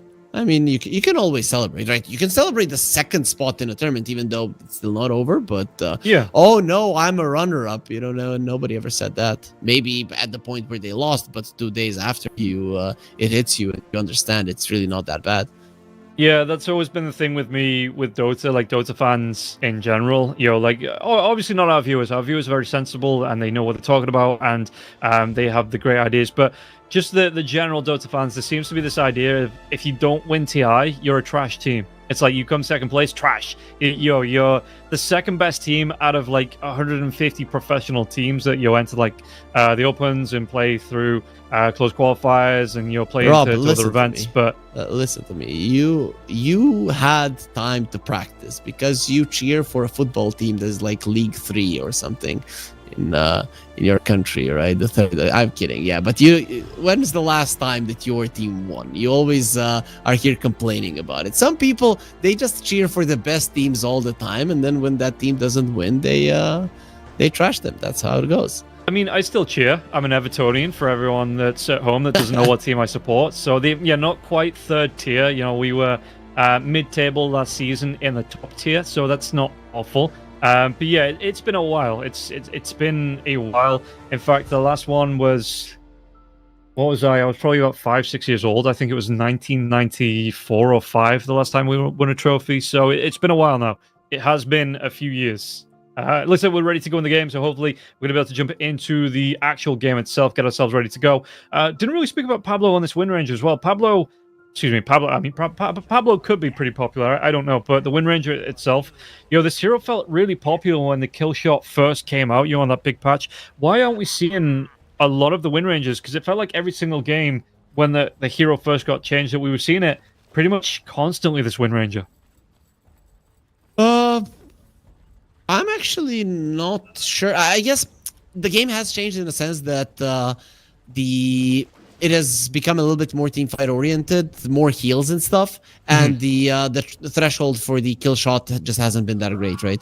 So just before the patch, it was a meta where a jump kill was kind of the way to go. I know it happens sometimes in games nowadays, but not always. Does the Wind Ranger doesn't fit into all lineups. Whereas in a lineup where there's a Centaur, Lina, and the Puck, who are actually quite good at deleting heroes, the Wind Ranger is just as strong as she was pre-patch. Okay. Well, we'll see. I mean, it's what, level 4? It's like a 13%, a 12% on the max execute threshold. So that's a decent amount of health, you know, especially if you're looking at heroes that have the escapability of the Timbersaw, you know, have the you maybe get it off before the Sunder comes out from the Terrorblade. You know, if you can get that quick kill, to stop that from coming through. I really do like. It doesn't go through Shallow Grave, does it? No. So it's not really an execute, right? It's its own thing, right? Because it works like the AA blast. So yeah, it's, I think it. Correct me if I'm wrong. I think it did initially, and it got hot fixed.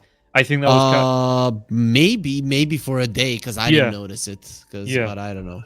I don't remember it being that way because if it says execute, man, I expected it to be on the level of the Culling Blade. Culling Blade, but you know, long range, 3000 range Culling Blade with 10-second cooldown or 9-second to be more exact might have been too much. Yeah, it was pretty strong. I mean, it still is pretty strong, to be honest. So we'll see how Pablo's going to try and play around this one. Smoke coming out from the side of both teams. Any early engage coming through? Not yet. Pablo making a rotation out, maybe to try and, I think he just silenced the Watcher there. But yeah, at the minute, both teams playing it. I don't want to say, playing it fairly safe. They're playing comfortably here. Well, maybe Z10 not playing too comfortably, being one game away from being the runners up. But at the minute, no real pressure from Runa. The ward goes down. They're looking for the invade, but nobody going to be caught out. The battle begins. Yeah, everybody's fine for now. There might be a little bit of skirmishing, some hitting, and in the end, it will be a 2-for-2 from what it seems. Am I seeing that correctly? Yep, 2-for-2 on the runes. No major issues there for either team. Looking at the lanes, because we've got a couple of new heroes here, where are you looking for kill lanes? Who do you think is going to be giving up the pressure? Who takes that first blood in this game, do you think? I think both of the side lanes are actually quite good kill lanes. Hard to say, really, between the two where the kills are going to be happening. I think it's going to depend on lane positioning. Let me see. Centaur, he did get one ring of protection. Okay, I'm going to say somebody dies top. Let's go with that. As you can see, Pablo already taking a lot of pressure coming through from till the end. Till the end, not skilled anything up just yet here. Pablo went for the win run because, I mean, till the end, with the right click coming through, it's still a decent amount of damage. Now it goes for the poison touch. Maybe you're going to be happy to try and get this one off. The ward does go down as well to block this camp out. So poison touch down to Nefrit. Yeah, Nefrit, can he get himself away from this one again? The reflection is going to be coming back up here. Until the end, he's going to be taking a lot of pressure coming right back here. Pablo with the win run, one more right click, won't be able to get a range to get the kill out onto the Dazzle, so the Dazzle will live. And Nefrit just said, you want to go into me? Me of all heroes gets very aggressive. Forces till the end back to his tier 1 tower.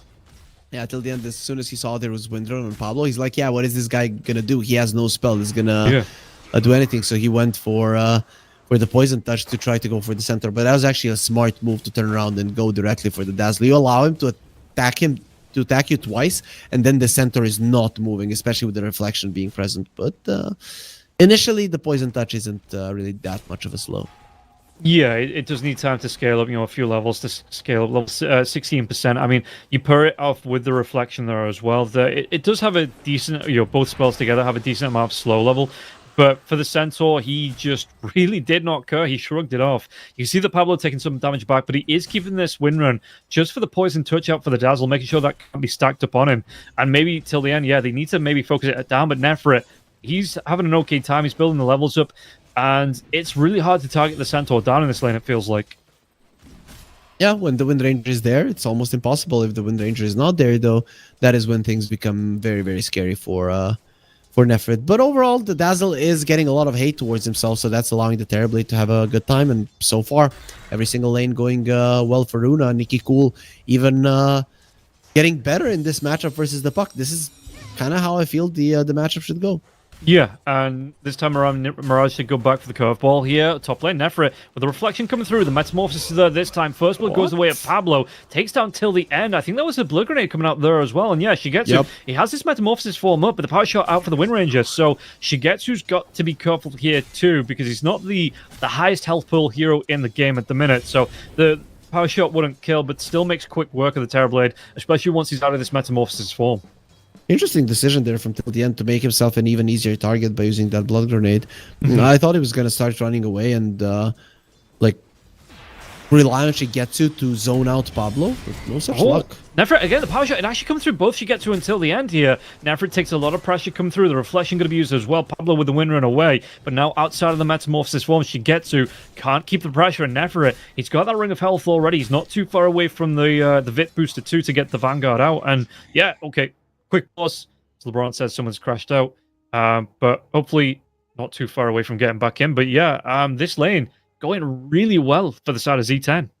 Yeah, they understand what they need to do. And I think Runa, they overestimated the power of these two heroes that they have. And because of it, they are going a bit too aggressive, right? You should just poke a little bit on the Centaur, allow the Terrorblade to farm better, and that's about it. Whereas they think they can commit and kill him, which, understandable, two heavy physical damage dealers versus a Centaur should be able to threaten him a little bit more, but the Wind Ranger is just way too annoying, it seems. Yeah, went for the second point in the power shot. Level 2 there as well. Is it level 4? You go for that Shackles, just get that one into the Shackles, and... Yep. You're gonna get a point there. He does have 10 stick charges, so mana isn't gonna be a problem. Until Gets the end another got kill. sniped. Yeah, Yep. yeah. I've had a really good time here, Pablo, on this win ranger so far. Shigetsu going to be forced back into bottom lane. Alberca, does he go down here? The bottom block's coming through from the illusions. He does have some regen coming through from the Wandio. He has a tango there as well, but Nande with the Dragon Slave. And now on the top lane, Shigetsu could be in trouble. Where's that power shot? Not going to be off the mark just yet for Pablo. Shigetsu won't be able to find the angle on that power shot here, Pablo. So Shigetsu will live just a little bit longer. Yeah, but things are looking up for Zero Tenacity. This is the start of the laning stage that they wanted. Sure, in terms of CS, they weren't looking that hot, but they are getting kills, and now the CS is starting to come back a bit. Pablo gets his mana back for the win run there as well with the stick charges. So yeah, if he really desperately needed to get himself away, and you can see that 2 out of the 3 cores from the side of Z10, yeah, going to be in the top 5. Again, I know we're only 4 minutes in, 5 minutes in, so that can change literally lane by lane, wave by wave, but the fact that Z10, you know, after having an uncomfortable laning stage in game number 2, they've not dropped the heads. They're coming through. They're confident. They're playing this right. It's a good sign here for Z10. Yeah, looking good. It's always the early mid game and transition into the mid game where Runa were doing better, but getting a good laning stage, getting a decent amount of levels there, and a good start. It's kind of a prerequisite to prepare for that. And even if the enemies are better than you, if you are stronger at that point of the game, you should be able to stand your ground, which is something they haven't been able to do in most of the games that we've cast between these two teams. Yeah, we're going to see the rotation coming through here. Pablo still only level 3, doesn't have that point into the shackle shot now as well. Alberca, can he walk himself away? The power shot does come through. 3 heroes trying to make a move. The TP coming in from Nicky Cool. Can he try and turn this one around? Pablo did get hexed up. We're going to have the shackles coming through now as well. They take down Pablo, and it's going to be Nande on the back. He tries to go with the LSA, but Nicky Cool gets himself the double kill. The rotation from until the end now as well. And LeBron, does he get himself away? It's going to be a tough ask, and the answer is no. Nicky Cole here with the triple kill. That just puts him on the track to repeating what he was doing in game number 1. Pockets the first power rune, at least something for Zero Tenacity, but this transition out of the laning stage, it's always a problem for Zero Ten. They are never the team that makes the first move. They're never the team that brings in more heroes. It is always Runa, and I think it's coming from the mid lane because Nicky Cool, it is him who's making a difference. Mirage just being a bit slower. So Zero Tenacity, because of that, they're having issues. Yeah, and last game it was Shigetsu, like you say. The first game, this game, it does feel like the rotation for the Timbersaw having that big impact. And we'll see what they're going to try and do. Pablo, did he get the D-ward off? It doesn't... Oh, no, he did. He actually got the goal for it there as well. It was the right click coming out from Nicky Cole to try and deny it, but it looks like he was able to get it. But yeah, Nande... Again, this is what I was talking about. If you can get on top, which the Timbersaw has a great time doing, the blink, the roar coming in from the Beastmaster too is going to have a big effect. Oh, LeBron is dead. Yeah, just way too far out of position. LeBron, I get the idea, but Stampede going to be used. Okay, they burn the Stampede for that though. Oh. Midley, they're going to try and go. The Dazzle has that Shallow Grave coming out. Mirage, is he going to try and get the kill on until the end? Going to be silenced off now, but Mirage, does he have the mana to get himself away? He's going to be able to jump out straight to the orb. It doesn't stick around too much longer. Nice solo kill. In between 2 heroes, you get a kill. That's actually quite nice. So, good job. Yeah, you do not have the Stampede any longer. But the question is, can Runa really utilize that all that much? Maybe if Alberca gets the roar, but it is going to be a little bit more time before he has it. Yeah. How far off? He's about half a level off that roar as well. And yeah, going to go back for the Axe. So the Beastmasters today not going to go for the Helm of the Dominator, just straight in for the Axe all 3 times so far. Oh man, I'd like Helm of the Dom in this game. There's also Burst, and he's not having a good time. So just don't do it, man. You're just gonna die. Yeah, sure. I can understand it because there's a Dazzle in play, but I'd still be looking at it as I need to save my Terrorblade rather than this guy.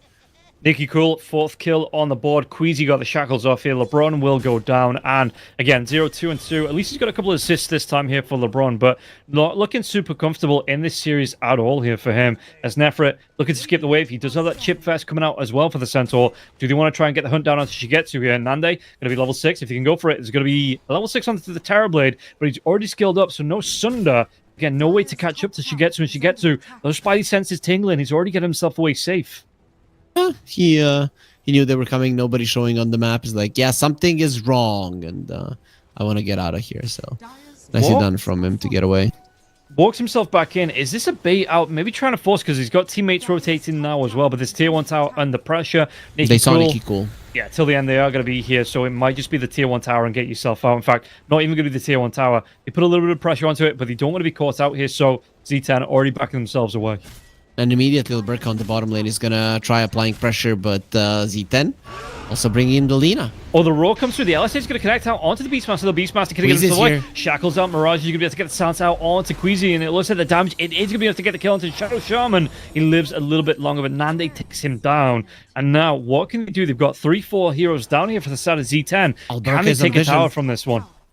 He's on a ward there. There's a ward at the secret shop, so maybe they can run him down. But overall, that was such a good play from Alberca. He goes in. The second that he sees so many heroes, despite him having a little bit of backup, he starts running away. He understands underneath the tower he could be a casualty very easily.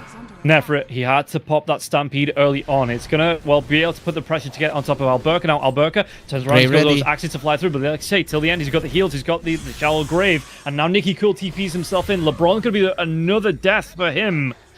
It's really not going great for 0-3-3 for the Nagasar in this game around here. And Pablo might be able to get himself away. No Raw available here, but they're looking to cut off the pass. Pablo power shot comes through. Queasy looking to get those shackles off here. Pablo shackles. It's not going to connect. Excuse me, the shackle shot not going to connect. And Alberca will get the kill. Shigetsu does have his metamorphosis, so he's expecting to do a little bit of damage to this tower, but Mirage is doing his best to make sure these creeps don't come. Meanwhile, bottom lane, there might be an engagement again. Let's see. Queasy leading the line, just helping out Alberca. Nande and LeBron down here, but not going to make a move over to the Shadow Shaman just yet. Nicky Cool is here. I think just out of vision if they're going to try and bait in with a Shadow Shaman. Nefrit did use this time to make sure that the top tower did die, so that's actually quite big for him. And he's having a great time on the center now, working towards the Blink Dagger with both the Vanguard and the Blade Mail. And remind you, it's a Dazzle Terrorblade lane that he was up against, and he's topping the network chart. So this is quite impressive from the offlaner of Zero Tenacity. I think he has been the most standout performer. Yeah, Dream Cold comes out here, but the Shell Grave outfit till the end. Not going to die. Knew exactly where he needs to place himself there to keep himself alive. Do they have the pressure to take down the tier 1 tower? Nicky Cool comes back into this. Pablo and Mirage going to try and apply some pressure to the creep wave, but Nicky Cool just stands his ground and just says, yeah, no, you ain't taking this tower just yet, and what are you really going to do? Because, okay, you might have his shackles, but I can timid chain away. Dream Coal's already been used, so Nicky Cool not too scared about going in defending this tier 1 tower. Speaking of defending a tier 1 tower, the bottom one did drop down, so Nande able to secure it. Almost denied by the Shadow Shaman, but in the end, it's still dead. Same is true with the mid lane, though this time around, at least Runa got the deny. However, all 3 towers down, and now we're seeing the downside of the Beastmaster going for the Saghanim Scepter, because he's not really contributing. No, not yet. He's still about 1,000 gold off having that full ag scepter there as well. What do you... With this, the Beastmaster not having full impact, what do you want Z10 to be doing here? Is this, enough? They take all 3 tier 2 towers, or, excuse me, tier 1 towers. Tier 2 towers would be a bit of a stretch 12 minutes in. Or do you want to see them invading and looking for these fights and looking for the ganks and really putting the pressure out onto Runa here? As Nicky Cool might be the first engagement coming through, but they get the Hex out. Stampede going to be used here. Nefrit can get himself away. Looks like he might be able to run himself out. TP, nothing to cancel it. They will be able to get this Centaur out alive. The thing is, Zero Tenacity, they do have decent catch, but until the Blink Dagger of the Centaur, it's not amazing, right? So I would say, right now, deep vision, shove in the waves, and then wait for Runa to step out like this. Alberca steps out, you're in a good position to kill him. You don't necessarily chase for kills, you just lower the map, and then you wait for mistakes from the opponents. 2 of them already happening. Yeah, I did like that there from Nande. Alberca way too far out of position with about 1/5 of his health left, so Nande just walks up, Laguna Blades him with the LSA and gets the kill. And there was nothing they could do in response here. So, yeah, Nande, I mean, again, he's having an okay time, 6.3k net worth, go that bottom tier 1 tower. Building towards, is it going to be the Maelstrom? Actually going to be the... Shigetsu's in trouble, though. Oh, yeah, no, there's going to be the smoke rotation coming through here. Can he get the kill? Shigetsu has that 1 point into the Sunder. Is he going to be able to get it off? Do they even want to go? They are backing themselves away, maybe waiting for that Centaur in with the... the control coming out onto the Terrorblade. Shackles comes through. They're going to be able to go onto him. Power shot now as well. Yeah, the silence will be able to pick up that kill, and nothing that the Terrorblade could do. That was for a moment there. I thought they missed him, but it was daytime, so they saw him clearly. The smoke didn't break, and at that point, you just wait for him. The deep vision has been placed, and Runa not allowed to shove out the waves. So right now, everybody's going to be looking towards Nicky Cool, who's buying a blink to make a difference in this game, because he's the one. He's the one that needs to take it back for Runa. Yeah, and we'll see. Oh, Shadow Shaman could be in a little bit of trouble now as well if they want to make a dive onto Queasy. Mirage is leading the line. Nefrit, LeBron, not too far behind. They're going to go Dream Call. It breaks immediately here. Queasy, though, still going to be able to run himself away. That Dream Call wasn't quite in a position where Z10 could take the advantage.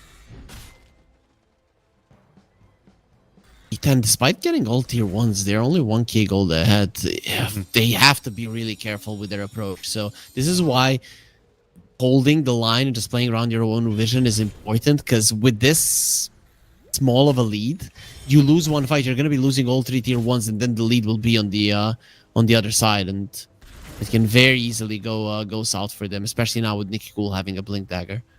Yeah, and we'll see just how they want to try and play this, on the side of Runa, just being able to get themselves into a good position. Now, Burkett does have that Acceptor up now as well. He went for the Chip Fest onto the Beastmaster, so we'll see if they're going to make anything from that happen. How's till the end? Looks like it's going to be the 4 stuff out with the Fluffy Heart being picked up. Queasy wants to go in for the Mana Boots into the Blink, so they do want to get aggressive early on. Well, not early on, but eventually want to get aggressive here. And speaking about aggressive, smoke will come through from Runa, but Z10, smoke. They have the high ground. They know where the Terrorblade is at. They want him. They want to jump him. There's a blink on the center. Very easily can they burst down Shigetsu. Yeah, Shigetsu, the shackle to the tree now as well. The GGs are going to be coming in. Can they keep him alive? No, the Runa Blade comes out. Till the end, he wasn't there quick enough. There is going to be the Mass Serpent Worlds coming down now. Stampede out, shackles through onto Pablo. Pablo, can he get himself alive? There's not going to be the LSA connected onto anybody here. Nefrit could be in trouble. The Dream Call comes out, though. They might be able to back themselves away from this one. Nobody dead on the side of Z10 just yet. Pablo comes back in, gets a shackle out onto Nicky Cool, and Nicky Cool, he's going to go down. Really nice kill, and Nande picks up, and now the blink back in. The Centaur Stomp. They might be able to get a kill out onto Shadow Shaman. Shadow Shaman will fall.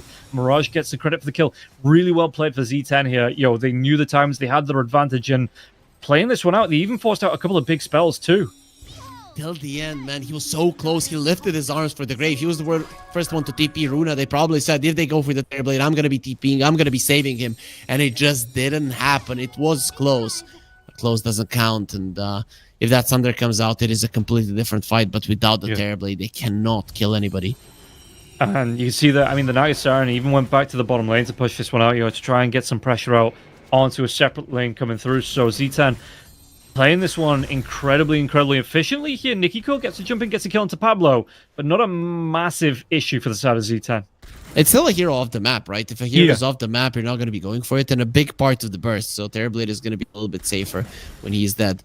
Now a little bit safer regardless, because the Manta is finally going to be done. Despite a couple of his deaths, this Terrorblade is still somewhat keeping up. And what do you want to see then from Runa? Because they are... I don't want to say they've lost map control or anything like that, but they are the ones that are being aggressed on. So what's the game plan to try and equal out the aggression coming through from the side of Z10? Yeah, I agree. They haven't lost the map control. They never had any to begin with. But overall, you do have your Blink Daggers, right? So Blink Dagger on the Beastmaster, Blink Dagger on the Timbersaw, very close on the Blink on the Shadow Shaman. So that's the way to go. Use your Blinks. Be the first one to engage. Make sure that you are the ones positioning the fight, and then it's going to be easier for your Dazzle to really choose a good grave target.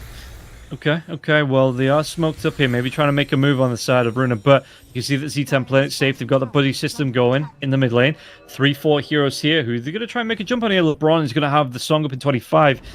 Is it going to be enough? They're going to be using these illusions to scout out. Smoke's not going to break just yet here, but Queasy actually breaks, goes for the right click out, and the silence out onto the Terrorblade now as well. So Runa backing themselves away, and Nande is going to be joining the rest of his team out. Did he have the... Going to go for the boots of travel, jump forward, now Stomp coming through. Can they get a kill onto the Beastmaster? That's not the best target. There's no shackle, but he still will get the kill. Yeah, jump comes in, Nicky Cool. Can they get on to kill onto Nefrit? Nefrit going to be able to go with the Stampede. It's going to be the Master Serpent Wars down here. LSA connects out onto the Terrorblade, onto the Timbersaw. Shellgrave this time. Nicky Cool will be able to get himself out alive. He needs to be faster on that grave. You went for the Aghanim Scepter on the Beastmaster just because you have a Dazzle in the team, and then the grave doesn't come out. I know till the end he's a big Dazzle player, but there's just so much burst on the other side. And this is why this Runa lineup at the moment, it's not working out. And jump comes in. Mirage wants to get on top of the Dazzle here. Now so Dazzle silenced out. Does he have the damage till the end? Going to be able to back himself away. Turns out around here, because Shigetsu is close to the tier 2. So maybe thinking he can carry on getting aggressive with the the Shadow Wave coming through as well to try and boost him back up. But Mirage just pops the haste through and gets himself out. Raw, where am I hearing this one? They're going to make a jump out onto. They get the kill onto Nefrit. Yeah, Nefrit way out of position from his teammates. The pickoffs are very nice for Runa, but now even without the Metamorphosis, they should probably try to move through the mid lane a bit. But this is now, finally, we're seeing Zero Tenacity having ways to deal with the waves with the advantage that they got, and having the Naga Siren, they are able to shove out the waves, and then even when they're losing these heroes, the objectives, they're staying intact. Yeah, and how far away, in fact, what's he got coming in on the career here? He had the Dragonlance delivered, it looks like, for the Lina. So going to go back for the Mjolnir after that. With the Beastmaster being up, the Metamorphosis on the Terrorblade as well, does Z10 need to be aware of things like the Tormentor, like the Roshan, that Runa can do fairly quickly? They can do it quickly, but the thing is that they have tier 1s, right? So generally, they are going to have better positioning for it. Runa, I think they wouldn't dare. Okay. We'll see, again, another smoke coming out here for the side of Runa. Who are they going to be looking towards on this one? Z10 smoke up themselves. Only going to be the 3 smokes to the 4 on the side of Runa, though. Who are they going to be able to find the jump on? Okay, they're going to be sailing around the Roche Pit now. Smoke breaks. Nefrit's going to be able to get the blink, but the blink nice away blink out from the Beastmaster. Quick reactions there, and it looks like they might be able to get the kill. Do they have the shackles now as well? The Centaur Stampede comes through. Laguna Blake out, but the Roar, they're going to be able to get the kill onto Mirage. Till the end, just go down LeBron. So he's going to be able to get the song reset out. Do they want to carry on fighting, or is this just the ripcord being pulled here? Z10 looks like they're going to back themselves away. Dude, if the puck didn't have a shield rune there, it is freaking over. He dies in a second, and then the fight is just impossible for Zero Tenacity. But because they had that shield rune, he managed to survive a little bit longer. Even barely, they managed to snipe him there at the end. Yeah, and I think this is, the jump comes in. LSA out. Did he get enough control onto Shigetsu? Shigetsu's going to be stunned for a little bit longer, but the Sunder's going to come through on Nefrit. He's going to be so low on health. Do they get the burst down to get the kill into Nefrit? Nicky Cool jumps himself in, and now this time LeBron not going to have the reset with the song caught out in the chakram. They might be able to, will be able to get the kill with the Hex coming through. One more right click, one more anything. Nicky Cool with another double kill here onto the Timbersaw. 9-1 and 2. They take down this tier 1 tower, and it looks like they're going to go back up to the top of the map. Look for this Tormentor. Oh, that's finally a victory for Runa, and something that they haven't been able to get for the entirety of this game. This is quite huge, actually. Yeah, Burke, he's going to get low, but again, he has that Acceptor up, so he's going to be okay up against the Tormentor. Nobody goes down till the end, does get the shard out, so not awful, not bad. That is them ahead, Rob. Yeah, they are freaking ahead. And they're going to have all their cooldowns back. Probably can set up here. I mean, the song's still down for another 68 seconds. If they take another good smoke into a fight, could potentially get the Roshan off the back of this too. Oh, no way, man. This is what I was talking about. Do you have this advantage in terms of... Mirage. He jumped himself in to get the regen rune, immediate phase shift, because Alberca was waiting off to the side here. If you got that Raw, your Runa were around that rune position. You might have been able to get another kill out onto the puck. Now we also have that shard on the Dazzle. Lucky for Zero Tenacity, it's not the old shard, so it's not going to be killing the Naga illusions. Yeah, it's actually big. Is this more... Because obviously the Nothal production, when that first got changed, it was a very, or the hero itself, was being picked up as a core role. Is this still like a decent shard still, or I mean, I suppose the other one would have been the Shadow Shamans though, right? So either way, both. I think this is a better shard. Not gonna lie, right? Even if you catch the Dazzle, unless it's with a silence, he's gonna be able to pop his ulti. Okay. Really does change the game a lot. And you can see that it's being pinged out here. Runa want to make a move towards the Roche Pit. Mirage can get down. I assume both Pablo and Mirage, they have TPs. And like you say, those tier 1 towers are up for them to TP too. So let's see what Runa want to do with this 5-man smoke. They're going to go for the big wrap. If he gets hexed up, he's just going to die. But yeah, tier 1s. Tier 1s are still there. So Zero Tenacity are protecting themselves with those quite a lot. They do force out the Stampede from the Centaur to get LeBron away, but LeBron still has that song. Instantly into the pit, though. Yeah. This is a bit scary, not gonna lie. Okay. Power shot coming through, so they know that Runa are in here. And again, LeBron has that song. If they can get here in time here, how quickly is that Roshan going to go down? The Nagasiren's going to be scouting it out to the song in time. They don't. Shigetsu gets that Aegis. The song comes out after the fact, but do they still want to fight into this one now? It looks like they don't. LeBron's going to be on the retreat. They do get the catch out onto Nikki Cool. Nikki on the higher ground. LeBron with the TP out. Nothing to interrupt, and they're going to be able to go on to no one because Z10 already backed themselves away. Usually when you kill the Rosh, you don't want to be running up the high ground, but I think right now Runa, they're just having such a huge timing that I don't think there's anything Zero Tenacity can do in a fight. Timbersaw just jumps in, pops the reactive armor, and you can't do anything. Yeah, Wind Ranger does have a Yules, but he's still going to be surviving for a long period of time for his team to get into a better position. Yeah, and we'll see just what they want to try and do. Mid lane going to be taken down by Alberca here. Nikki Cool, just playing around the edges, has that Kyra up now, the Ag Scepter for the Timbersaw too. And again, Nikki Cool, 1 death to his name, 9-1-2. He's not picked up any kills or any assists in the last few minutes, but he is having a great time on this Timbersaw, and again, not really been shut down by anyone on the side of Zero Tenacity. Two big things. One is the Puck has a Lincoln Sphere. The second one is Runa. They did manage to kill the mid lane tower. So the initiation of Runa or their catch isn't going to be as strong in this game. But also they're going to have much easier time moving around the map because that mid lane tower is dead. Yeah, and it looks like bottom lane, they didn't get the catch out onto the real Nagasiren. It was just the illusions coming through here. So was being hunted down by the till the end, but it wasn't the real one here. Shigetsu, though, stepping up onto this tier 2 tower bottom, going to be able to make great work of this one. In fact, going to be able to take it down. There's going to be the TPs coming through. The illusion should finish the job. He still has that Aegis and should be able to get himself away with a Manta Style. He's walking himself out. Stampede comes through. Dream Call now as well. He's got till the end behind him now as well. So he's trying to focus down onto this Dazzle. Dazzle, he forced to self-shallow grave, keep himself alive a little bit longer. Out of position. They turn it around, and yeah, Nande, they didn't have the control to prop the Aegis, and now Nande's dead. 50 seconds on the sideline. Song comes out till the end, and till the end he's going to live. There's going to be the Serpent Wars coming through, and Pablo's going to go down next now too. Oh, Z10. This is high ground. Just big mistakes coming through. Yeah, no buybacks.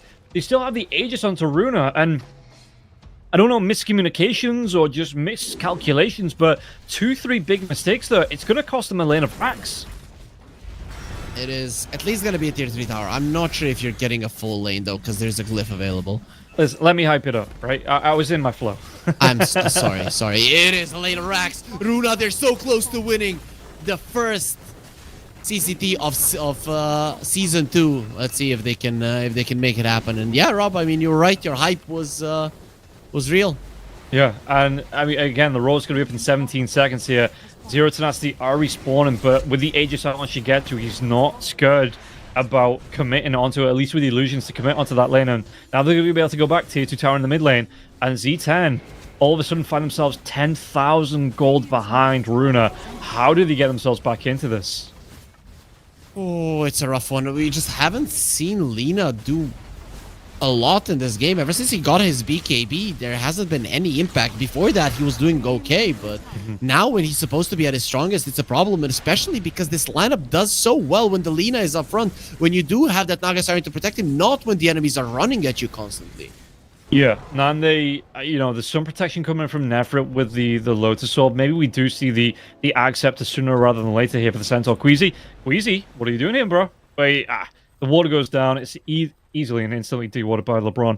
But yeah, that's another tier 2 tower picked up here for Runa. There's not one, you know, in the bottom lane because they've got a set of racks now, so it's only the top lane that's really keeping the creeps out here. So we'll see Runa, what they're going to try and set up for, and they might even be able to go for, timing-wise, if you take another fight, you'll take another set of racks from this one. This is pure open, the base is wide open here if Runa take a good engagement, but Z10 with a smoke out, Nefrit, they were looking, but Runa all back themselves away. They did place a good ward though in their triangle. If that stays there, it could be a place to come back into the game. Yeah, Laguna Blade comes out here. They might be able to get the catch out onto the Beastmaster. No, the Shadow Grave this time. Perfectly timed here. Alberca gets the BKB off. What's he going to be able to do? He's got that roll to throw if he wants to. The Lotus Orb is going to be turned right back around to the Beastmaster, so he will go down. But this is buying time here for, again, I know they're not actually going to put pressure onto the tier 2 tower till the end. Going to get himself away. The net comes down here. They're going to be able to get the kill out onto the Dazzle too. Good hold by the side of Z10. Yeah, and they understood that we have to hold this triangle. We cannot let it down. We need the vision there. And they went with the smoke, managed to place vision, and that vision allowed them to go for a huge fight. Despite a really, really good grave, the rest of Runa just weren't in position. So you have survived long enough. You held the control of your triangle. Yes, you lost the laner racks, but the Aegis is gone. So now you're not really, but closer to equal footing than what it could have been if you lost that tier 2 on the top lane and control of your triangle.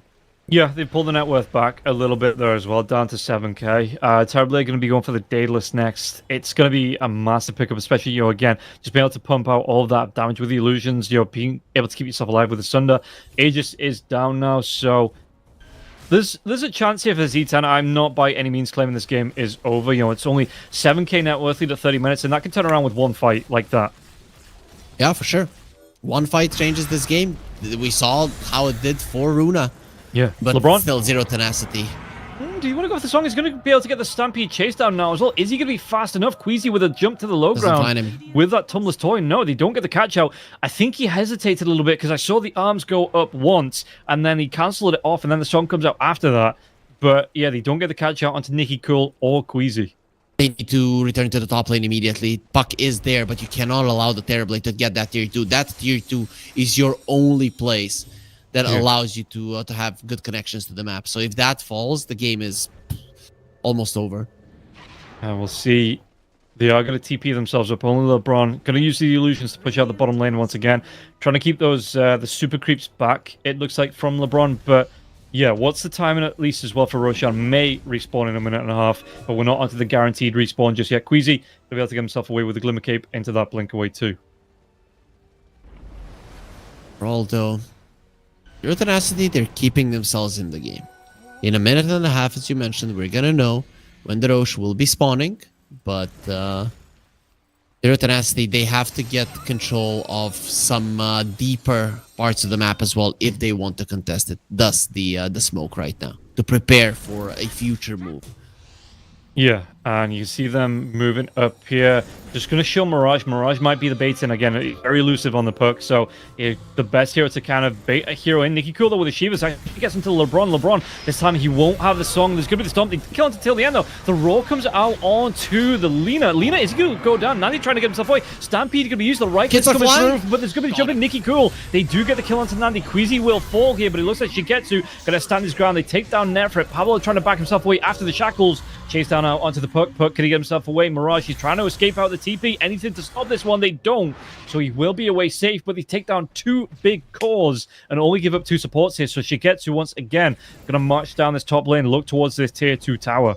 And also, Gem, and that is the reveal of the refresher. Double roar, just way too much. They even used the a lot of those spells on top of the Lotus Orb on the Lina just to bring him down. And it was close to the Lina surviving, but unfortunately, no chance for Nande to stay alive. I also not sure that Dazzle got caught by a stun. Why didn't he nodal projection immediately? He wasn't silenced up, so I'm kind of surprised. I think it could have been even better for Runa, or worse for Zero Tenacity if he reacted there. Yeah, maybe just again not thinking about it. He just kind of panicked a little bit. Which I know till the end does play the Dazzle, so maybe not comfortable with weird. But he used to play it before the ultimate got changed, so maybe not comfortable with the Northful projection just yet. I don't know, man. Maybe you lose focus from time to time. It's not impossible to happen. So this is the third game of the series, and maybe you're already celebrating in your head, like, yeah, we won. So it can take away from your reflexes and decision making. This Roshan respawn is going to be so quick as well. It's not even going to be the full 2 minutes. It's going to be, what, in the next 10, 15 seconds? Yep. It's going to be up right about now. So they immediately get themselves into the Roche pit. This is going to be, it looks like a free one because he's not even aware of the timing onto this one. The Mass Serpent Walls go down. Roshan is going to roll, but I don't think he can get over here in time. It's going to be going down so damn quick. Shigetsu's going to be coming over. He has everything he needs. And that is going to be an Aegis. Nice attempted snipe from the Wind Ranger. Unfortunately, that was... that's very unlikely to help you. Oh, no, they used the Stampede. Now you're not going to have it for a fight that's inevitably coming your way before you get it back. A minute and a half of a window for Runa. I guess they just want everybody alive here. They're thinking that's more valuable than having that Stampede, because, you know, if you are one hero down, it makes it so much easier for Runa to go high ground again. Lina did do a good job while that was happening, shoving out the top lane, right? So I would say Runa, it's more important for them to get that tier 2 on top than Raxus in the mid lane. Raxus in the mid lane don't really change much. They're hard to take, but no. He's stuck around a little bit Lina. too long. LSA comes out, the Roar's going to be here, and Shigetsu just deletes Nande. No Lina for the next 70 seconds. No, Nande, that is... Oh, that is something that just can't happen. Now the top tier 2 is free, and the only thing they can rely on is high ground, which means that everything is in the hands of Runa. You don't have an access point on the map any longer. Your outpost is going to be taken, your tier 2 is going to be taken, and then you just have to rely on, are Runa going to overextend? Are we going to find an opening? And it's just not that easy. No, and I think, in fact, Runa, they were pinging out towards that top tier 3 as well. Lina does have the buyback now, had the gold for it after she died, you know, after a few seconds after she died. So, going to be able to buy back if they want to try and defend this tier 3 tower here. They might try and do the best with the shackles, with the song, you know, having the lockdown here coming through with a puck and the Dream Call, but it looks like Nikki Cool wants to dive to the backlines. They get on top of Nefrit now as well. Nefrit going to be forced staffed away from this one. Pablo going to try and do his best, but Shigetsu, they still want to go. It's going to be a 15 seconds still on the respawn for the Lina, and this is going to be a big window here to take down. It looks like another lane of Rack Stomp comes through. If you want to try and go the Lotus Orb out onto Nefrit, Nefrit trying to back himself away here. Shigetsu just forcing himself forward again. He has that Aegis, he has the Sunder, so he's not going to be shy about putting his pressure. And yeah, there you go. The Sunder comes out. Mirage has to go all the way back to the fountain here. They're going to be able to get at least one half of this lane of Racks in the top now. Can he go for any more into this one? LSA comes out. The Laguna Blade going to be out now. Shigetsu. He doesn't have that Sunder for another one, but they get the lockdown. Like you say, he's dead. No buyback here. Nande is dead and buried. 70 seconds on the sideline. What can Runa do with this one? And again, still got an Aegis. That Sunder coming back up in 15 seconds. This might just be mega creeps here for the side of Runa. The teamfight communication from Runa is much better than what it is from Zero Tenacity. The second that they see him pop BKBs and just jump him, they know that he's dead. It is very hard to make that kind of a decision in a moment. Maybe they're even talking about it beforehand, but I think they've sealed the deal right now. Yeah, 40 seconds on the sideline here. There's no song, there's no Stampede, there's power shots flying through the back lines to get themselves on top of the Queasy. Queasy's, like I said, still going to be alive. There's going to be that Northern protection coming through now. The Raw out onto, and do they get the kill onto Nefrit? Nefrit's going to get low. They do. Has the buyback on Mirage and Nefrit if you want to go for a last stand, but they're not even going to try it. They're just going to call the GG. Runa take the series in a clean sweep. They are your Grand Finals winner, and they are the winners of the CCT Season 2 Series 1. Going 3-0 up against Zero Tenacity. 5 games in a row, man. The undisputed champions for sure. You couldn't even say that it was close because Zero Tenacity, they lost 2-0 in the upper bracket finals. They lost 3-0 in the grand finals, and Runa didn't give them a chance. There were 2 games, one in the upper bracket final, the first one, and now this third one in this series, that it looked like Zero Tenacity had some control early on in the game, but Runa, just better execution, making more moves. They're not only waiting for their timings, they're consistently thinking about how they can get themselves out on the map. And boy, man, this team is actually scary. I feel like with a bit more practice, they could compete with some of the best teams in the world. Yeah, and that's like you say, they just need to get themselves a little bit more consistent, it feels like, because there are some big teams they've been coming up against and taking those names too. So we'll see how Runa are going to go moving forwards here. They are going to be, like you say, that clean sweep winner 3-0. So they do take that first place and the first place prize that goes along with it, the $25,000 at the top of the board here. Really nicely played. And against Zero Tenacity, maybe they're going to be able to go back, look at the 2 tapes, you know, look at this best of, well, effectively the 3 games and the 2 games that were on Monday night there as well, and maybe try and get a plan for the next time the 2 teams face each other. But for now, Runa are the ones that just had the mind games, had the control, and got the win both times over Zero Tenacity. Yep, that was really good coming out from them. I'm impressed, also baffled that it looked so easy throughout the grand finals. I really, when I saw the matchup 2 days ago, when you and me were supposed to cast it, I was like, yeah, Zero Tenacity are coming in as a slight favorite. Sure, even without Stoikov, I thought they would still have a decent shot.